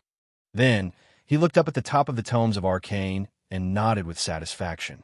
The name Yihong Yu was hanging there, as if it could break out of the paper at any time. It looked extremely aloof and arrogant, leaving all the other names on the page far behind. Between the cliffs of the Peach Mountain of West Hill that seemed to have been split by a divine axe, there was a Taoist temple made of countless huge black rocks. A green figure stood quietly at the stone steps in front of the temple, looking extremely small. After returning from the wilderness, it was unknown whether it was because she was tired of the blood-like red, or because she wanted to cover the 2 horrible wounds on her shoulders. Yihong Yu was no longer wearing the beautiful bright red dress. Instead, she wore a loose green Taoist robe like the lowliest Taoist servant in the Divine Hall. The deacons of the judicial department of the Divine Hall looked at her in front of the temple with complicated expressions. There were despise, sadness, pity, mockery, disdain, and anger. Most of them were negative emotions. In the past, she was the Grand Master of the judicial department and above all others. She was the Tao addict who was praised by the entire Haoyin Taoism. She was proud and indifferent. Although she handed over the specific affairs of the judicial department to Prince Long Qing to handle, she would not show mercy when her subordinate deacons made a mistake. At that time, everyone in the judicial department was in awe of her because of her coldness and strength. But now, everyone knew that the Tao addict was no longer the Tao addict of the past. She was no longer powerful, so she was no longer cold. Therefore, no one was in awe of her anymore. They even deliberately looked at her with mockery because of some kind of emotion. For the Ming hand scroll of the Tomes of Arcane, the West Hill Divine Palace had invested a lot of manpower in the wilderness last year. The specific affairs were handled by the Judicial Department. In other words, it was Yi Hongyu who was in charge. The Judicial Department had planned for a long time, but in the end, they failed miserably. From the commander of the cavalrymen of the Divine Hall to the strange disappearance of the two black deacons, the destruction of Prince Longqing, and the failure to snatch the Tomes of Arcane, the Judicial Department, which used to be cold and powerful, actually seemed so weak. No one in the Divine Hall cared about the fight for the Ming hand scroll of the Tomes of Arcane. In the end, it had long been out of the scope of cultivation power in the world. It had evolved into a story among the world wayfarers of the Academy and other unknown places. Now, Yi Hongyu was not qualified to participate in that level of battle. She should not participate in that level of battle. Everyone thought that since Yi Hongyu was the Grand Master of the Judicial Department, then the failure was her responsibility. The West Hill Divine Palace believed in the light of Haotian. However, the Taoism Hall was not necessarily completely bright, especially when the Judicial Department walked in the dark and worshipped power the most. Therefore, as long as Yi Hongyu was still the powerful Tao addict of the West Hill Divine Palace, then these things would not affect her at all. The problem was that Yi Hongyu herself had a problem. During the trip to the wilderness, she met the terrifying Master Lotus at the front gate of the Devil's Doctrine. He used the practice of Tao Tai to devour her flesh and blood. At the moment of life and death, she used the secret method of Haotian Taoism to forcefully lower her state in exchange for a moment of powerful brilliance. Finally, she joined hands with Ning Ke and Mo Shanshan to walk back from the brink of death. However, she had just entered the knowing destiny state in the snow cliff. Before her state had stabilized, she forcefully lowered her state again, which caused an even more terrifying counterattack.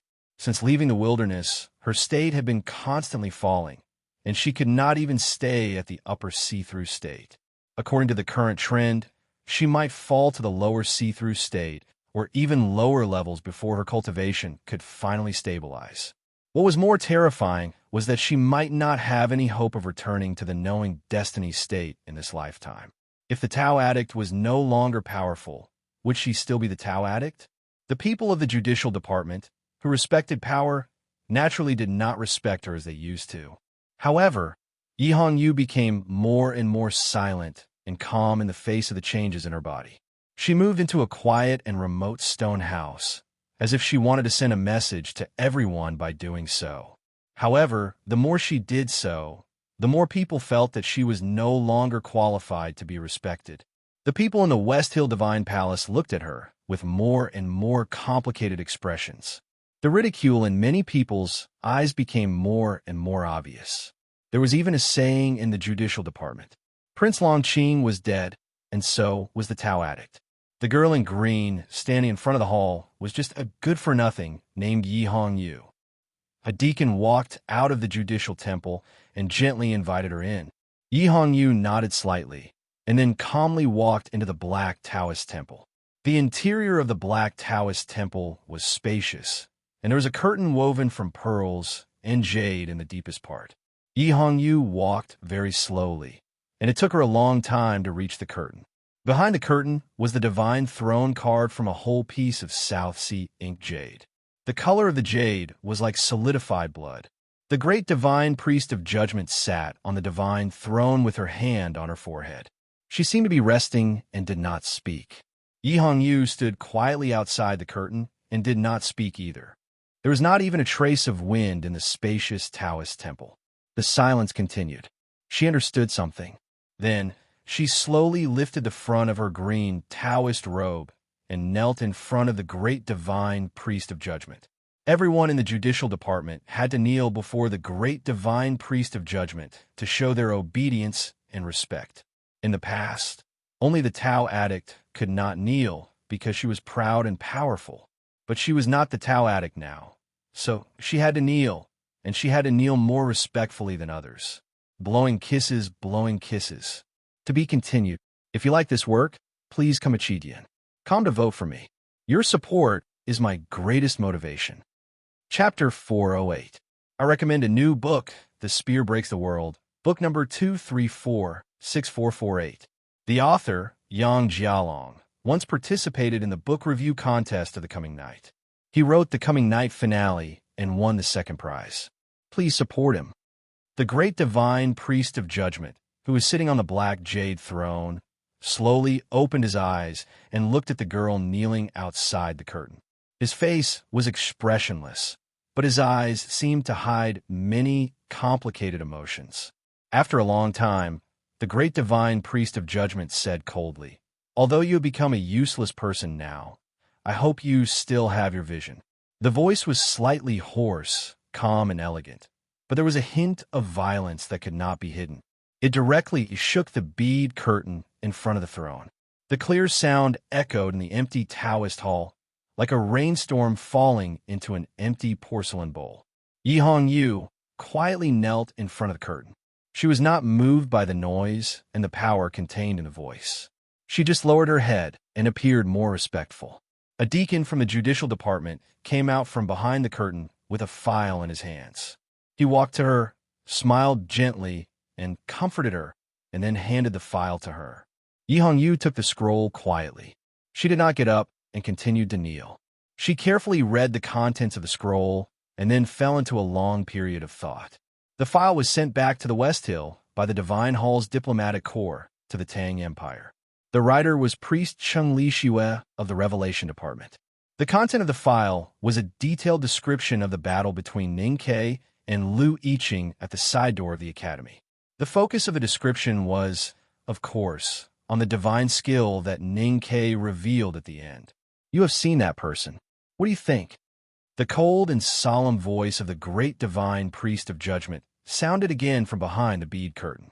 Yi Hongyu listened quietly to the sound of the bead curtains hitting against each other. She said slowly, "Ning Ke's cultivation state is so fast that it has exceeded my expectations. As for the divine skill that the Revelation Department thought of, it seems to me that it is just a facade, because according to the details, the Haotian divine flame that Ning Ke condensed from the chi of heaven and earth should have burst out from within the blade and not from nature." There was a dead silence in the Taoist hall. Through the details of the file, Yi Hongyu had some doubts about the real means of Ning Ke's knife. This doubt pointed to a very shocking fact, so there was a silence. After a long time, the great divine priest of judgment asked in a low voice, "Are you sure?" Yi Hongyu shook her head and said, "Back then, Mr. Ke had also shown his divine skills to the world. Furthermore, since Ning Ke's handmaiden had become a disciple of the divine priest of light, no one would suspect him without evidence. Even if they did, they would not be able to tell the world about it." The great divine priest of judgment looked at her, who was kneeling in front of him expressionlessly. Yi Hongyu calmly said, "I can do." The great divine priest of judgment looked at the girl's tranquil expression and felt a sense of impatience in his chest. He said angrily, "Then what is the use of you?" Yi Hongyu said after a moment of silence, "At least you have good taste." A deep, thunderous cough suddenly sounded from behind the bead curtain and could not be stopped. After a long time, the great divine priest of judgment stopped coughing and looked at her coldly through the bead curtain. He said, "Your body has been polluted by that devil, Lotus. You need to be purified. It is a good choice to choose the stone house to practice hard and hide from the world. During this time, don't bother with the affairs of the department." Yi Hongyu knew very well that the great divine priest's simple words were equivalent to stripping her of her position as the Grand Master of the Judicial Department. In fact, ever since she returned from the wilderness, she had lived in seclusion in the stone house and rarely cared about the affairs of the Judicial Department. However, ignoring and being deprived of the right to care were two different things. Now her strength was seriously damaged, and her realm had fallen to the middle level of see-through, and it was still going down. If even the position of the priest of the Judicial Department no longer existed, then the people in the Divine Hall who had suffered countless hardships in front of her might turn those mocking and contemptuous eyes into real actions. Yi Hongyu knelt in front of the great god's throne and remained silent. The great divine priest of judgment leaned back tiredly and supported his forehead with his hand. He looked at the girl outside the curtain with a trace of boredom and mockery in his deep eyes. As a giant of the divine hall, he absolutely could not accept that someone tried to maintain pride in front of the great god and refused to kneel down humbly. In the past years, because of Yi Hongyu's talent, the hierarch appreciated her, and he also thought highly of her. Together with the person in the temple, he could calmly watch her pride and even support her pride. But now, since she did not have the right to be proud, then let her be silent. I have written a letter to the temple about this matter. Your brother expressed his gratitude to me for handling it. The great divine priest of judgment looked at the girl outside the curtain indifferently, shattering her last psychological dependence. Sure enough, after hearing this, Yi Hongyu's expression became a little gloomy. Her body trembled slightly, and her eyebrows were full of self-mockery and disappointment. She was like a seemingly hard egg that finally had its thin outer shell broken, revealing the fragile inside. After an unknown amount of time, she seemed to finally wake up. A sad smile appeared on her face as she bowed to the god behind the bead curtain and said, "All these years, it is all thanks to the god's protection that I have today. Please allow this disciple to thank you for your great kindness." The great divine priest of judgment frowned and looked at the girl who bowed in front of the curtain. He suddenly felt that his decision seemed to be a little hasty. He always felt that the sad smile on the girl's lips and the words that sounded a little desperate and sad hid some meaning that he did not understand. After bowing, Yi Hongyu slowly stood up. Just before leaving, she looked at the great god on the black jade seat behind the curtain and said softly, "This is between the sword Garrett of South Jin Kingdom and the Academy. I think it is better for the judicial department not to interfere, even though this is something to be said after the fact." The great divine priest of judgment looked at her and suddenly coughed painfully again. He sternly scolded, "It is not terrible that your state has fallen. It is terrible that your Taoist heart is so timid. The West Hill Divine Palace rules the world, and the judicial department enforces the rules. Who dares to question this?" Yi Hongyu said no more and walked out of the Black Taoist Temple. Standing at the top of the high stone steps outside the Taoist Temple, she looked at the smoke in the fields outside the Peach Mountain. After a moment of silence, she suddenly sighed and said, "Someone is going to die again." The deacon who had handed her the dossier had accompanied her all the way to the outside of the Taoist temple. At this time, he was standing quietly beside her. Hearing her lament, he could not help but lament too. He whispered, "The great divine priest has been suffering from colds recently.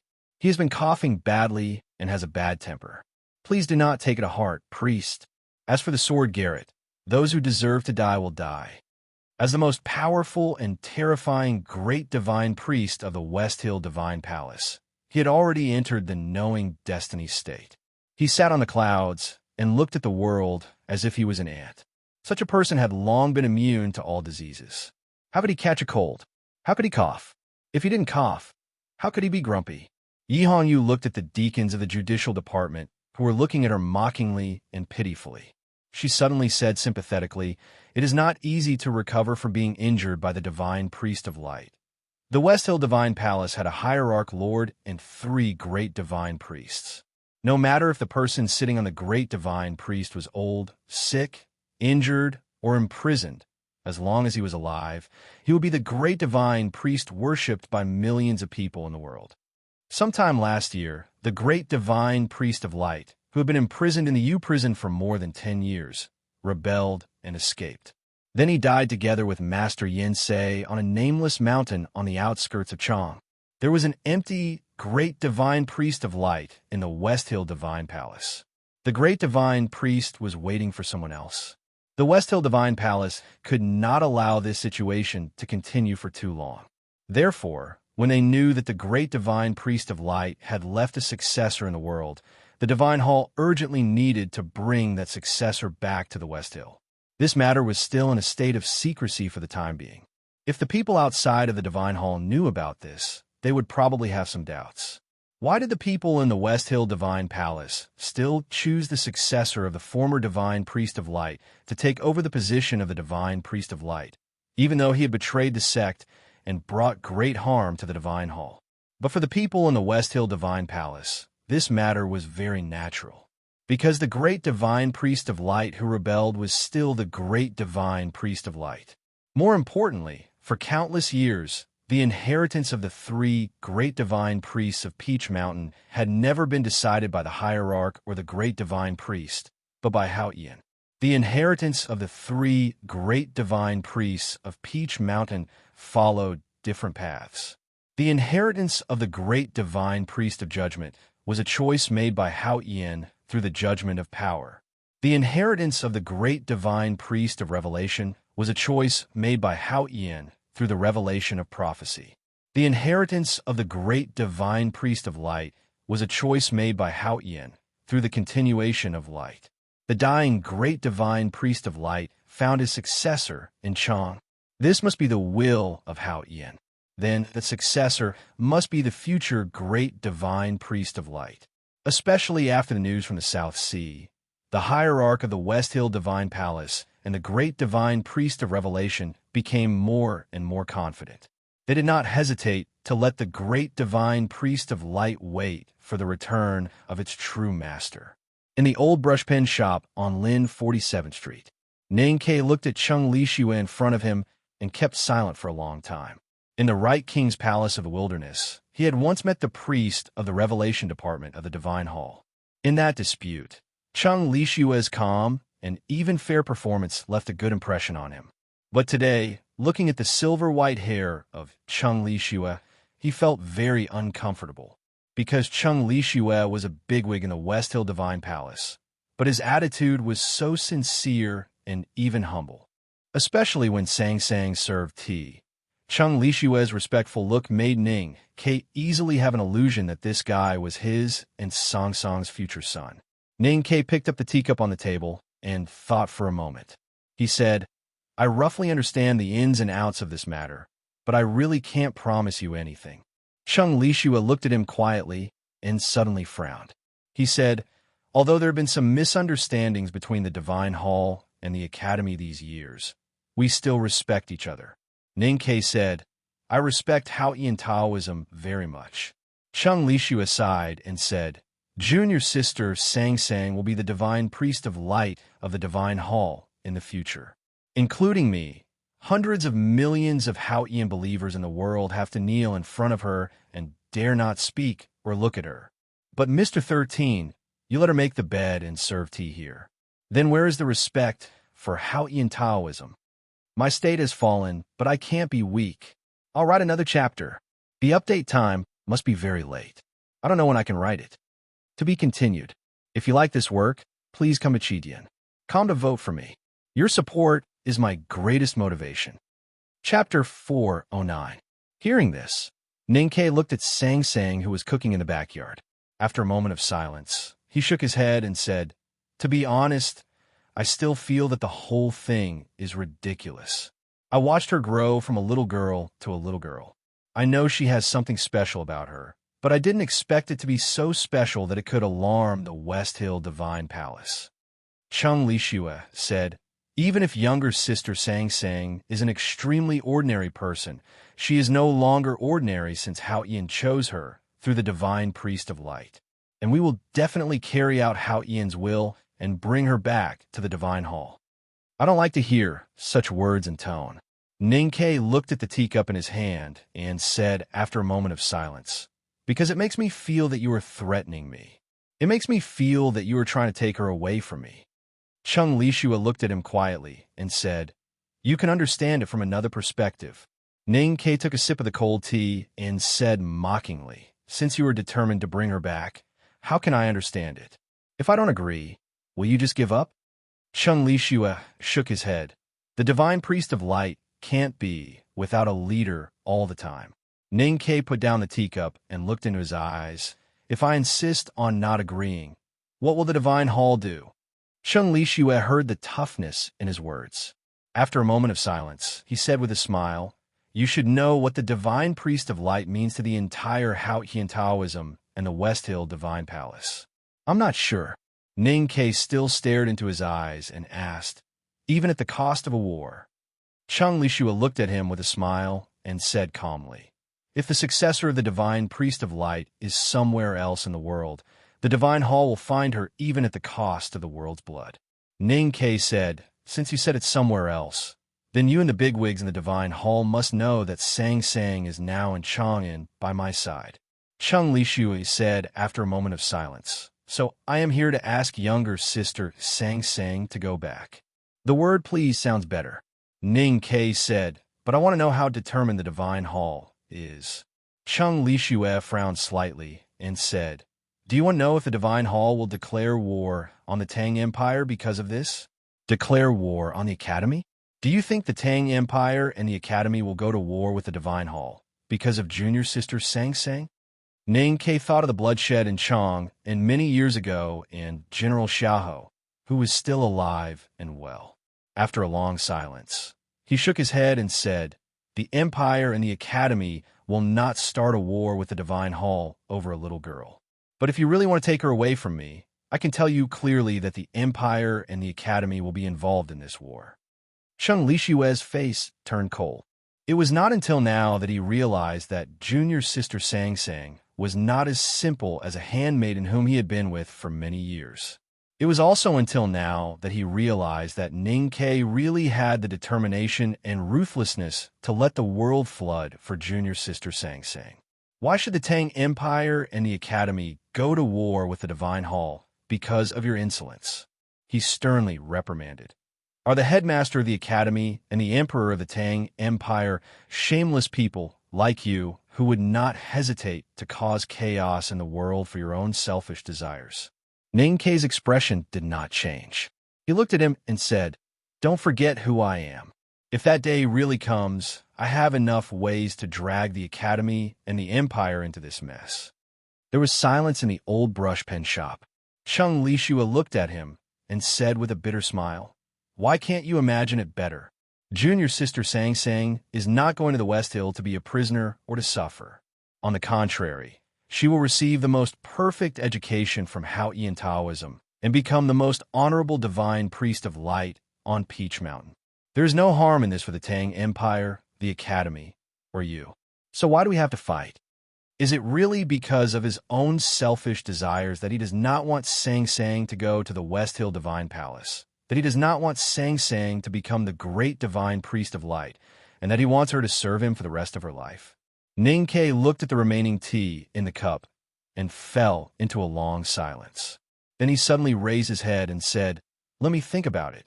Chung Lishua looked into his eyes and said seriously, "The great divine priest of revelation cannot stay in Chang, and for long. I hope you can think about it seriously and not use it as an excuse to fool me." That night, Ning Ke brought Sang Sang to the Grand Secretary's mansion. Mrs. Zeng was overjoyed to see her daughter whom she had not seen for a few days.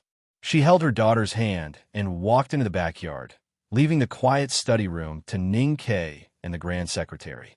"What are your thoughts on this matter, my lord?" Ning Ke asked seriously. He wanted to find some spiritual support from her expression, such as a parent's reluctance to part with their daughter, but in the next moment, he realized that it was just wishful thinking. Grand Secretary Xingjing's face showed some reluctance, but he was more excited and at a loss after the extreme surprise. For the believers of Haotian in the world, even if they were citizens of the Tang Empire, it would be a great honor to suddenly find out that their daughter could become the great divine priest of light of the West Hill Divine Palace. "I'm thinking if I should go back to my hometown and rebuild the ancestral hall. If it weren't for the blessings of my ancestors in heaven, how could my family have such a grand event?"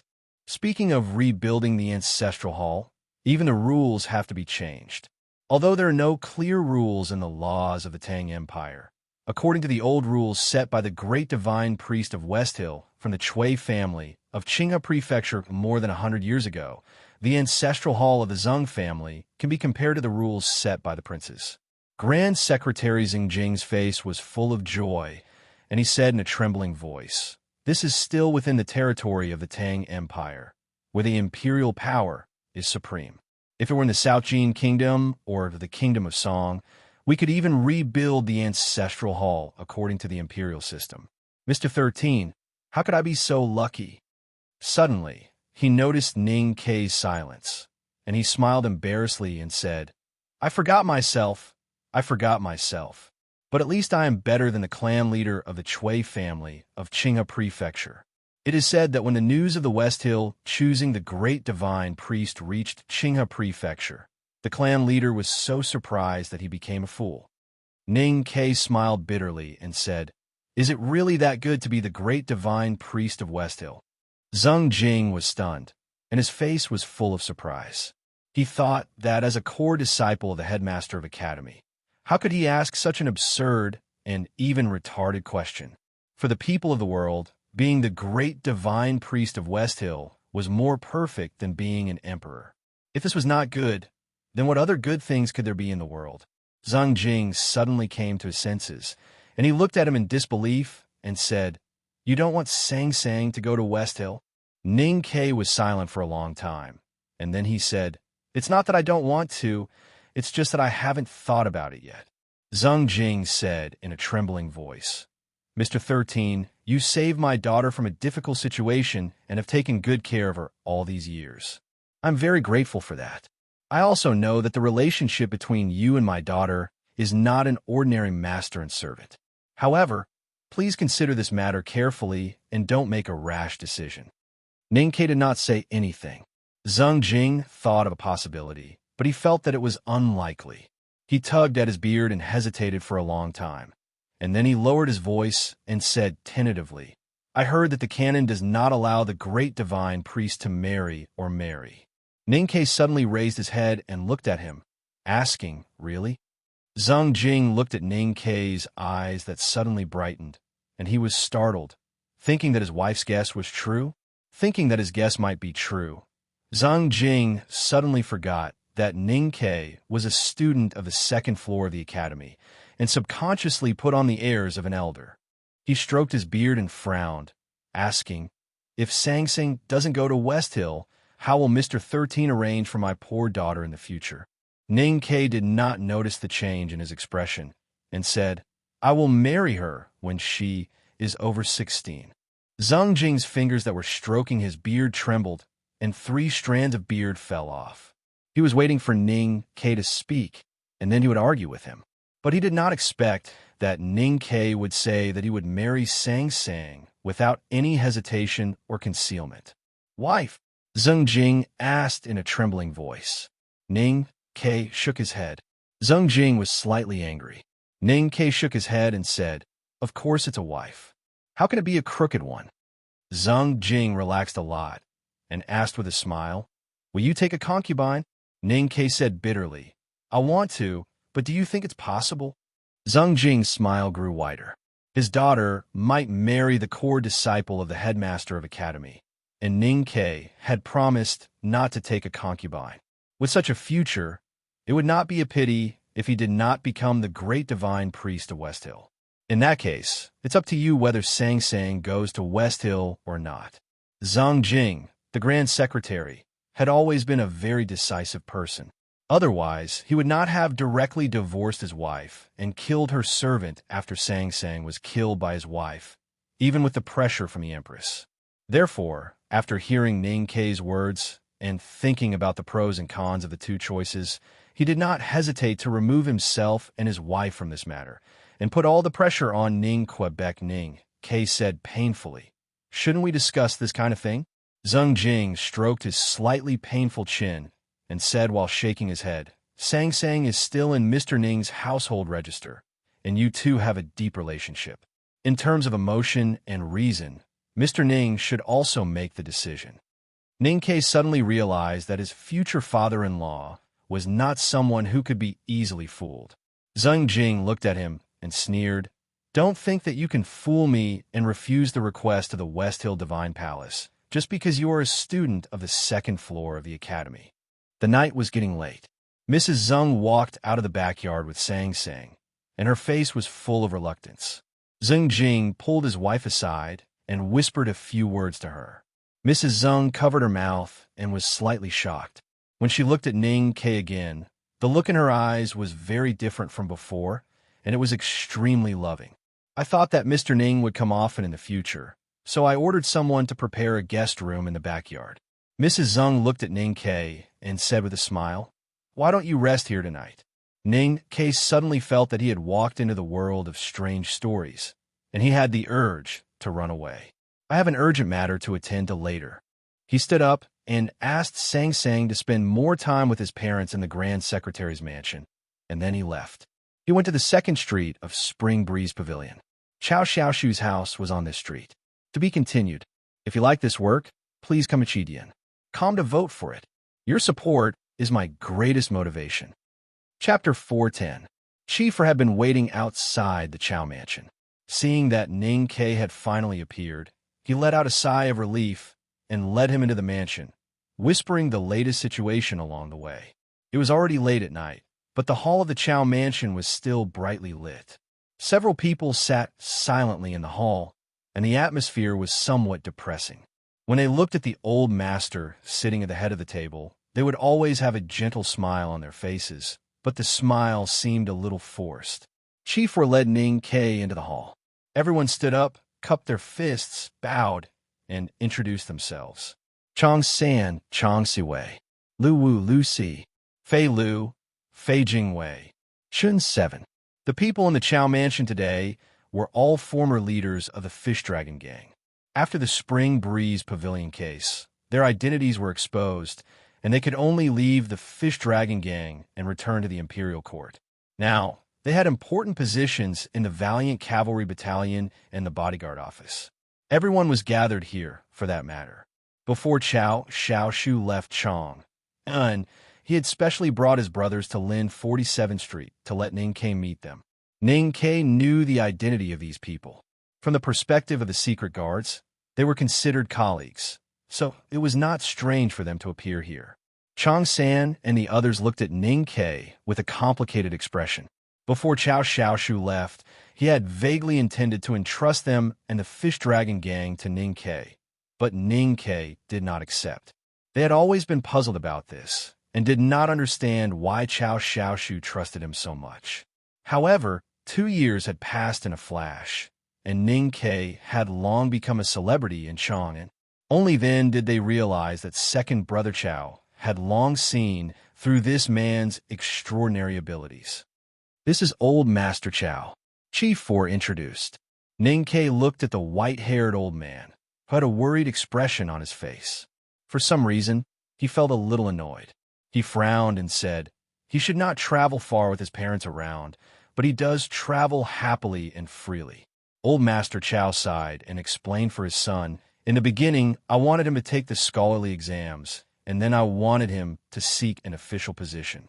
I've restrained him for half his life. Now that he finally has a chance to get rid of all this, let him go." Ning Ke was slightly taken aback. He did not expect old Master Chao to be so open-minded.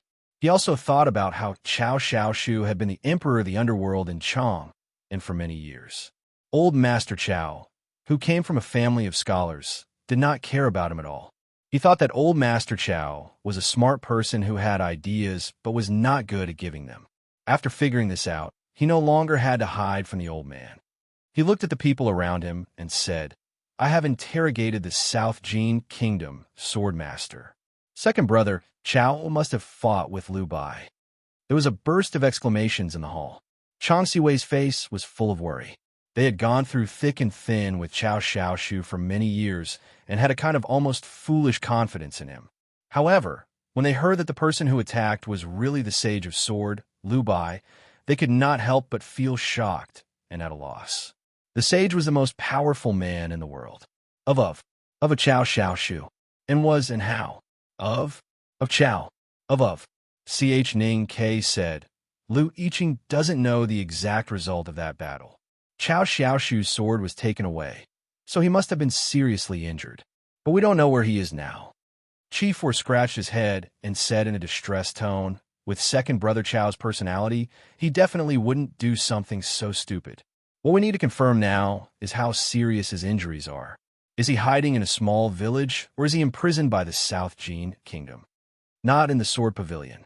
Ning Ke looked at the crowd and said, "Liu Yiqing would not dare to lie about this, because the Academy will keep him imprisoned until we find Chao Xiaoshu. Besides, the Academy has already sent a letter to the Sword Garret to ask Lu Bai. Although the people present used to be famous in the underworld of Chang and were now important figures in the imperial court, they did not know much about the world of cultivators and did not know how to deal with it. When they heard Ning Kei's words and knew that the academy would personally come forward, they immediately felt relieved. Chang Sen added, "His Majesty also knows about this. Tomorrow, he will write an official letter to the king of the South Jin Kingdom to ask for Cao Xiaoshu. I think the people of the South Jin Kingdom will consider it carefully." Chun Seven had been standing silently in the corner, hiding behind the crowd. It seemed that he was not used to being seen by so many people. Suddenly, he said, "I think there is something wrong with this." Everyone looked at him, including Ning Kei had noticed that when everyone introduced themselves, only Chun Seven did not. At the same time, he remembered the description of the Fish Dragon Gang in Chang An's Jianghu world.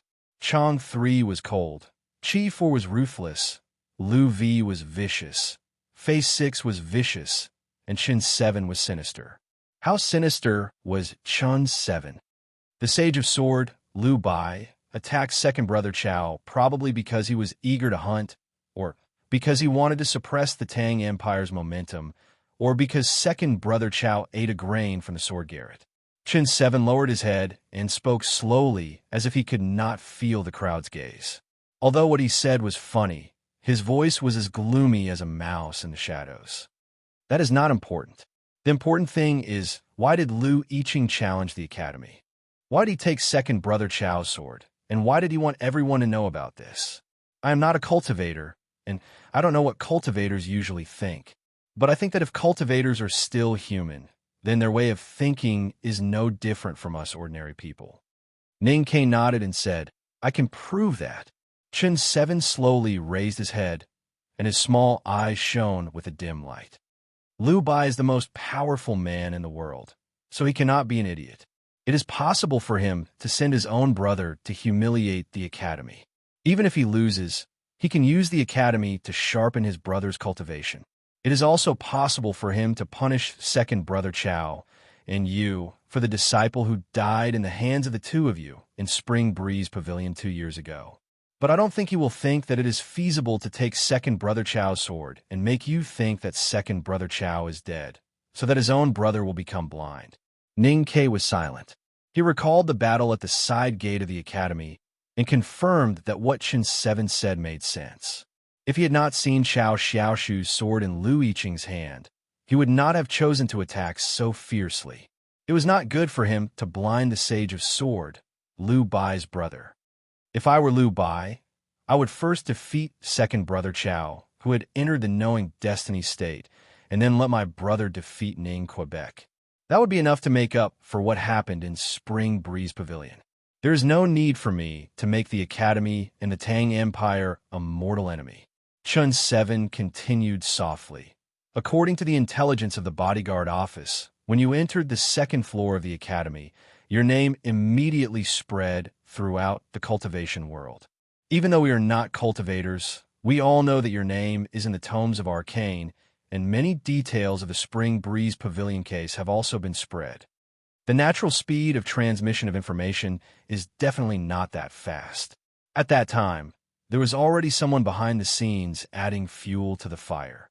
They wanted the sword garret of South Jin Kingdom to focus on second brother Chao and you. Then I believe that there was also someone behind these two incidents. Lu Yiqing holding second brother Chao's sword is one of them.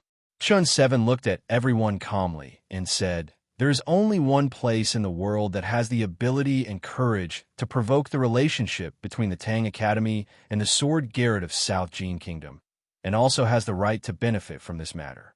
That is the West Hill Divine Palace. Outside the capital of South Jin Kingdom, there was an ancient black and white pavilion on the cliff. It was called the Sword Garret. The building of the Sword Garret led into the cliff. It was a big, quiet cave. The top of the cave reached the peak, and sunlight shone through. At the bottom of the cave, there was a green pond and a thatched hut. It was like a small world of its own. Lu Bai sat in his own small world and looked at the fine bubbles spurting out by the blind fish in the green pond. He slowly reached out and pushed his long hair behind his back. He asked indifferently. Who can give me an explanation? The news of Lu Yiqing's defeat in the academy and his blindness had already spread to the South Jin kingdom. Along with this news came 2 letters from the Tang Empire. One of the letters was written by the Tang Emperor himself, and it was now in the bedchamber of the king of South Jin kingdom. The king was extremely angry, but also extremely helpless. The other letter was written by an old woman in the academy. It was now quietly placed beside Lu Bai's legs. The seal had been cut, and he had probably already read it. Beside the green pond, more than 10 important second-generation disciples of the sword Garrett knelt. When they heard their master's question, they lowered their heads in silence and did not know how to answer. Lu Yiqing had been defeated in a direct challenge. How could they explain this? Lu Bai looked at the green pond in front of him and said expressionlessly, "My own brother has become a blind man. Who can give me an explanation for this?" A disciple of the sword Garrett said indignantly, "The academy is too ruthless. We must what? Revenge? Why do we need revenge?" Lu Bai said coldly, "Swordsmanship is about the spirit and boldness of advancing forward. Since I wanted him to defeat and kill Ning Ke, then it was natural that he would be defeated and killed by Ning Quebec. Moreover, I wanted him to go to the academy to seek defeat so that he could cleanse his sword heart." The disciples were shocked speechless. Only then did they realize that their master had already expected Lu Yiqing to lose. Lu Bai glanced at the letter beside him and said in a cold voice, "I just don't understand. I asked Yiqing to cleanse his own sword, but why did he bring Chao Xiaoshu's sword?" Everything about the Sage of Sword, Lu Bai, was a sword, whether it was his loose black hair, the belt around his waist, the slightly swaying sleeves, his eyes, his back view, or his voice. When his voice became colder, the disciples of the sword Garrett beside the pond seemed to see a divine sword slowly being pulled out of the ice. Their eyes were pierced by the sharp sword style, and they began to tear up immediately. The disciples were terrified and kneeled on the ground, trembling and not daring to say a word. Lu Bai slowly turned around and looked at the disciples beside the pond coldly. He said, "My brother is an idiot in everything except swordsmanship. Because of his idiocy, he didn't even think of a way to provoke Ning Ke with Chao Xiaoshu's sword. Then who helped him think of it?" There was dead silence in the cliff cave behind the sword Garrett.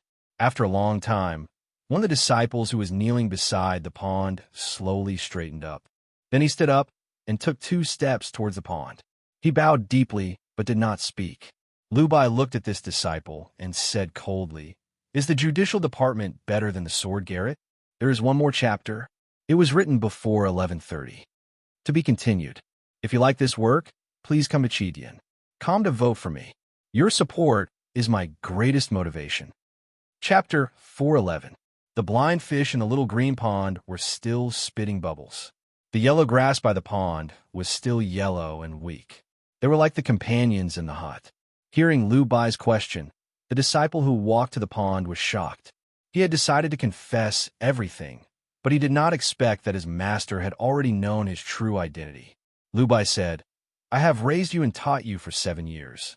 You can even keep a cold sword warm. I did not expect that the judicial department was born to be a block of ice." The sword Garrett disciple was silent for a long time before he bowed again and sincerely apologized. "I'm sorry. I didn't expect that it would end up like this." Lu Bai said expressionlessly, "If the judicial department wants to borrow the sword of the sword Garrett to kill someone, they should tell me in advance. Taking without asking is not borrowing, but stealing." The disciple sighed and said, "It is my duty. I do not want to do this." "I know you do not want to do this," Lu Bai repeated tiredly. The disciple slowly straightened his body and calmly looked at Lu Bai across the pond. The fact that he could withstand the fierce sword style from Lu Bai showed that his real cultivation state was much higher than usual. Of course, even if his cultivation state was several levels higher, he would still not be a match for Lu Bai. But there was no fear on his face. The Sage of Sword Lu Bai was the most powerful man in the world. He was feared by countless cultivators. But he was a deacon of the West Hill Divine Palace. His orders came from the Black Taoist Temple in Peach Mountain. In Lu Bai's words, he borrowed Chao Xiaoshu's sword by virtue of his authority to manage the sword garret. Then he lent it to Lu Yiqing, who was about to go to Chang, and said a few words to him. Taking without asking was indeed not borrowing, but stealing. But since the West Hill Divine Palace wanted to borrow the sword to kill someone, then borrowing was borrowing.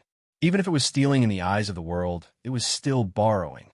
After all, Lu Bai was a visiting professor of West Hill. He had to follow Hao Ian's orders. What would he do to him? Whether Prince Longqing is dead or alive, I think he is ruined. Lu Bai looked at him and said. The disciple replied respectfully, yes. Lu Bai said again, I heard that Yihong Yu was also ruined after coming back from the wilderness. The disciple said calmly, yes. Lu Bai laughed and said, will you take over the position of Grand Master after returning to Peach Mountain? That disciple also laughed, using silence to express his acknowledgement. Lu Bai smiled even more happily and said, doesn't that mean you can become the great divine priest of judgment in the future? The disciple smiled without saying a word. The smile on Lu Bai's face suddenly disappeared. He looked at the disciple and said expressionlessly, although it is my honor as a teacher that a disciple of the sword garret can inherit the position of great divine priest, I suddenly thought of something. If you really become the great divine priest of judgment, it will be inconvenient for me to kill you. The disciple's body stiffened as he looked at the other side of the pond. Since you are not the great divine priest of judgment, then you have to pay a price for stealing. The disciple's expression suddenly turned cold. He wanted to say something, but he found that there was a hint of sweetness in his mouth. There was something soft and slippery between his teeth. Then he realized that it was his own tongue. Immediately after, his head was severed from his neck and fell to the ground beside the pond. It rolled around and rolled into the green pond. A moment later, a few streaks of blood appeared in the pond. The blind fish smelled the taste of its food and began to spit bubbles more cheerfully. The disciples of the sword garret who had been silently kneeling beside the pond came up and began to clean up the headless corpse. They noticed that the neck cavity was smooth and bloodless, and the fracture seemed to be covered by a transparent film. They could clearly see the trachea, esophagus, bones, and blood. They felt a little disgusted. To Lu Bai, killing an important figure of the judicial department of the Divine Hall was as easy as killing a mouse. His expression did not change at all. However, when his gaze landed on the letter from the academy, his brows gradually furrowed. Find Xiao Xiaoshu and send him safely back to Chang'an City. Exchange for my brother. The disciples of the sword garret looked at each other and left with the order. At this time, a middle-aged man walked in from outside. He looked at the floating blood bubbles in the green pond and sighed softly. He walked behind Lu Bai and asked respectfully, Senior brother, has the problem been solved? Lu Bai said, if killing could solve the problem, then the world would be much better in my eyes. The middle-aged man said bitterly, I heard that the great divine priest of judgment valued him very much. This time, he really wanted him to go back to Peach Mountain to take over Yihong Yu's position. Senior brother, you could have cut off one of his hands. Why did you have to kill him? After a moment of silence, Lu Bai said, bring me a pen and paper. Sunlight poured down from the entrance of the cave on the peak and condensed into a beam that shrouded the green pond, the hut, and the person beside the pond. Lu Bai sat beside the pond under the sunlight and thought for a long time. Then he picked up the pen and paper beside him and slowly and casually scribbled on the yellowish paper. He was not writing, he was drawing. The soft ink pen walked on the paper that could not be spread flat. The lines were twisted and knotted and trembled from time to time. A few simple strokes formed a hollow, long, and narrow object with difficulty, but it could not be seen what it was. The format was very clumsy, and it looked like the work of a naughty child. However, such a clumsy and simple painting seemed to exhaust Lu Bai's energy. Under the reflection of the water, his cheeks looked a little pale and haggard. The middle-aged man glanced at the painting, and his body suddenly stiffened. Can you tell what I drew? Lu Bai asked. After a moment of silence, the middle-aged man said in a slightly hoarse voice, Senior brother, you drew a sword. Lu Bai said with satisfaction, You can tell that it is a sword. Junior brother, it seems that your state has improved. The middle-aged man forcibly suppressed his shock and asked, Senior brother, who are you going to give this sword to? Lu Bai said calmly, to West Hill, to Yi Hong Yu. The middle-aged man could no longer control his emotions. He knelt behind Lu Bai and said in a trembling voice, Senior brother, why did you do this? Why did you send it to the Tao addict? Lu Bai looked at the paper in his hand and said, Because after the divine priest of light died in Chang'an, only this woman in the whole Peach Mountain still made me admire her. But the sword Garrett and the judicial department have broken up. The middle-aged man said anxiously in a trembling voice, If Yi Hong Yu really understood your sword style, won't she become a great enemy of the sword Garrett in the future? Lu Bai said, Even without my sword, the Tao addict can still cross the threshold again. I just hope that she can do it faster. He raised his head and looked at the sunlight falling on the peak. He said expressionlessly, The old judge lent a sword to I Ching, so I will lend a sword to Yi Hong Yu. The purpose of lending a sword was to kill. In a remote stone house in the Peach Mountain of West Hill. Priest, I am just a messenger. Please don't take it to heart. Chenbachi looked at Yi Hong Yu in front of him. His eyes flickered on the loose green Taoist robe on her, and then fell on her beautiful and charming face again. He used to be the commander of the cavalrymen of Divine Hall. Although he was forced by Ning Ke to accept the punishment of the Black Ink Garden disciples when they encountered the horse gang, he was beaten with thorns and stripped of all his duties. But he still had the strength of the upper see-through state, so he still had a high status in the judicial department. In the past, his direct superior was Prince Long Qing, but the person he truly feared was Yi Hong Yu in front of him. Even if Yi Hong Yu was in such dire straits now, he still felt a little difficult to breathe in front of her. He naturally used the old title and spoke very carefully. But after all, things were changing. Everyone in the Divine Hall knew that the great divine priest of judgment had suspended Yi Hong Yu from her duties as the priest and asked her to meditate and reflect. Perhaps because of the influence of this matter, Chun Bachi's eyes became more presumptuous than before. While Yi Hong Yu was calmly looking out of the house, his eyes moved back and forth on her beautiful cheeks and body. The reason why Yi Hong Yu, Mo Shanshan, and Lu Chenjiao were called the three addicts of the world was not only because of their high cultivation states, but also because they were all very beautiful. Yi Hong Yu had always been very beautiful. Her figure had always been very good and very attractive. Now, her delicate and alluring body was shrouded in a wide green Taoist robe. However, Chun Bachi had seen too many images of her wearing a red short skirt. At this moment, the wide green Taoist robe seemed to have disappeared, revealing a pair of straight, tight, and smooth thighs. The young girl was still beautiful and attractive, and because of her current gloomy situation, her timidity made her beauty more real, making some people have the courage to possess this beauty. Chenbachi's eyes were a little obscene, but he did not dare to do so in his heart, because he did not have the courage. It had nothing to do with the majestic memories of the Tao addict in his heart, but related to what he was going to say today. Lord Luo Kadi is the commander of the Divine Guards and the trusted aide of the Hierarch Lord. You should be very clear about his cultivation state, priest. If he is willing to participate in the fight for the Divine Priest of Judgment, the chances of winning are very high. Seeing Yi Hong Yu turn around, Chun Bachi respectfully bowed and said, If priest thinks this is feasible, the commander will personally come to express his affection and determination to you. He also said that as long as you agree, he will immediately go to the Hierarch Lord to propose marriage. Yi Hong Yu looked at the seemingly respectful old subordinate in front of her and was silent for a long time. Then she calmly said, Give me some time to think about it. Chenbachi said repeatedly, Of course, of course.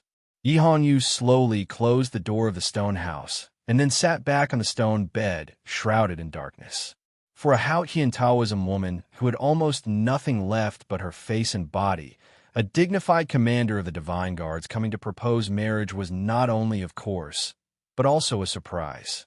Her expression was still calm, but her body under the loose green Taoist robe could not help but tremble. The stone bed made a squeaking sound, as if it would collapse at any time. The more I write about Yi Hongyu, the more I like her.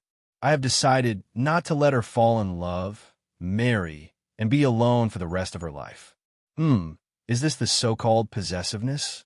See you all tomorrow. To be continued. If you like this work, please come to Chidian. Come to vote for me.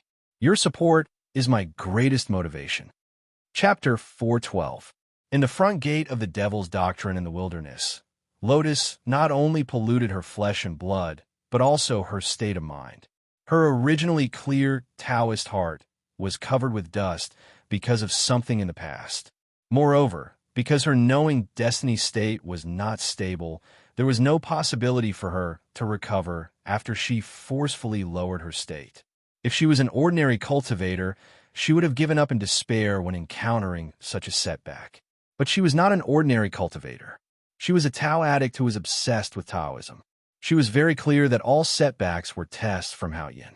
As long as her Taoist heart was strong enough, she could turn all of these into the most beautiful scenery on the long road of cultivation. In the wilderness, she had seen the stone array tactics set by the divine priest of light 1,000 years ago. She had seen Mr. Ku's Howren sword that split the heaven and earth. These scenery were silently waiting for her to admire and absorb. But other people in the West Hill Divine Palace did not know. The great divine priest of judgment did not know. Luo Kadi, the commander of the divine guards who wanted to force her to marry, did not know. The result of not knowing was that the West Hill Divine Palace not only treated her with indifference, mockery, contempt, and humiliation, but also deprived her of the time she needed the most. Yi Hongyu needed time. Time to see through the scenery and see through the paper covering her eyes, so she could calmly ignore those complicated gazes and those harsh words. She could appear timid and even humble. She could kneel in front of the divine priest and respectfully act as if she was a hopeless waste. However, the situation she was facing now had suddenly become difficult. Although the commander of the divine guards, Luo Kadi, was a rare master in the divine hall and the most trusted subordinate of the hierarch, Yi Hongyu would never consider marrying him. Not because of his age, not because of his appearance, not even because she had no feelings for him. Because for the sake of cultivation, she could not have any feelings. But because he wanted her to marry him. He wanted her to marry him. Not he begged her to marry him. Not he asked her to marry him. This was a humiliation she could not accept. Yi Hongyu silently sat on the stone bed, her hands clutching the green Taoist robe so tightly that her knuckles turned white. Do I really have to go back to the temple? Chun Pippi, you damn fatty, you bitch, you idiot. I only scared you when you were young. Why did you run away? Why don't you go back to the temple now? If you don't go back, my brother won't forgive me. How can I go back? Perhaps it was because she thought of Chun Pippi, the hateful guy, or because of her brother, Yi Hongyu could no longer control her emotions. She lowered her head silently, and her eyes were full of grievance, sadness, and timidity. At this time, she was no longer the Tao addict or a loser. She was just a very ordinary girl. When an ordinary girl was forced to marry, she would naturally get angry easily. Hence, Yi Hongyu became very angry at this moment. She looked coldly at the closed door of the stone house and thought that she should kill Chun Bachi, Luo Kadi, and everyone who dared to look at her like that. However, the anger in her eyes gradually turned into frustration and self-mockery because she had no more time. She could not return to the temple. It seemed that she could only angrily and helplessly sit by the stone bed. At this moment, someone arrived outside the stone house. Sir, there's a letter for you. The person outside the stone house did not call her priest. He did not deliberately show respect, but such a simple sentence showed enough respect. This was the respect that only she could feel. Yi Hongyu raised her eyebrows slightly, and her expression changed slightly. In the divine hall, she had not been so respected for a long time. The door of the stone house opened. She recognized that the person was a very ordinary deacon of the judicial department. The deacon respectfully handed over a letter with both hands. Then, without saying anything, he turned and left the stone house. The door of the stone house closed again, and darkness reappeared. Yi Hongyu walked back to the stone bed and sat down. She quietly looked at the letter in her hand and did not speak for a long time. The envelope was made of ordinary craft paper. There was nothing special about it, and there was no writing on the cover. She used to be the Grand Master of the Judicial Department. Although she did not manage the specific affairs of the department, she still had a pair of eyes that could see through all the details in the world and find clues from them. The seemingly ordinary craft paper was the most common craft in the paper workshop in Danzhou. Then this letter came from the South Jin Kingdom.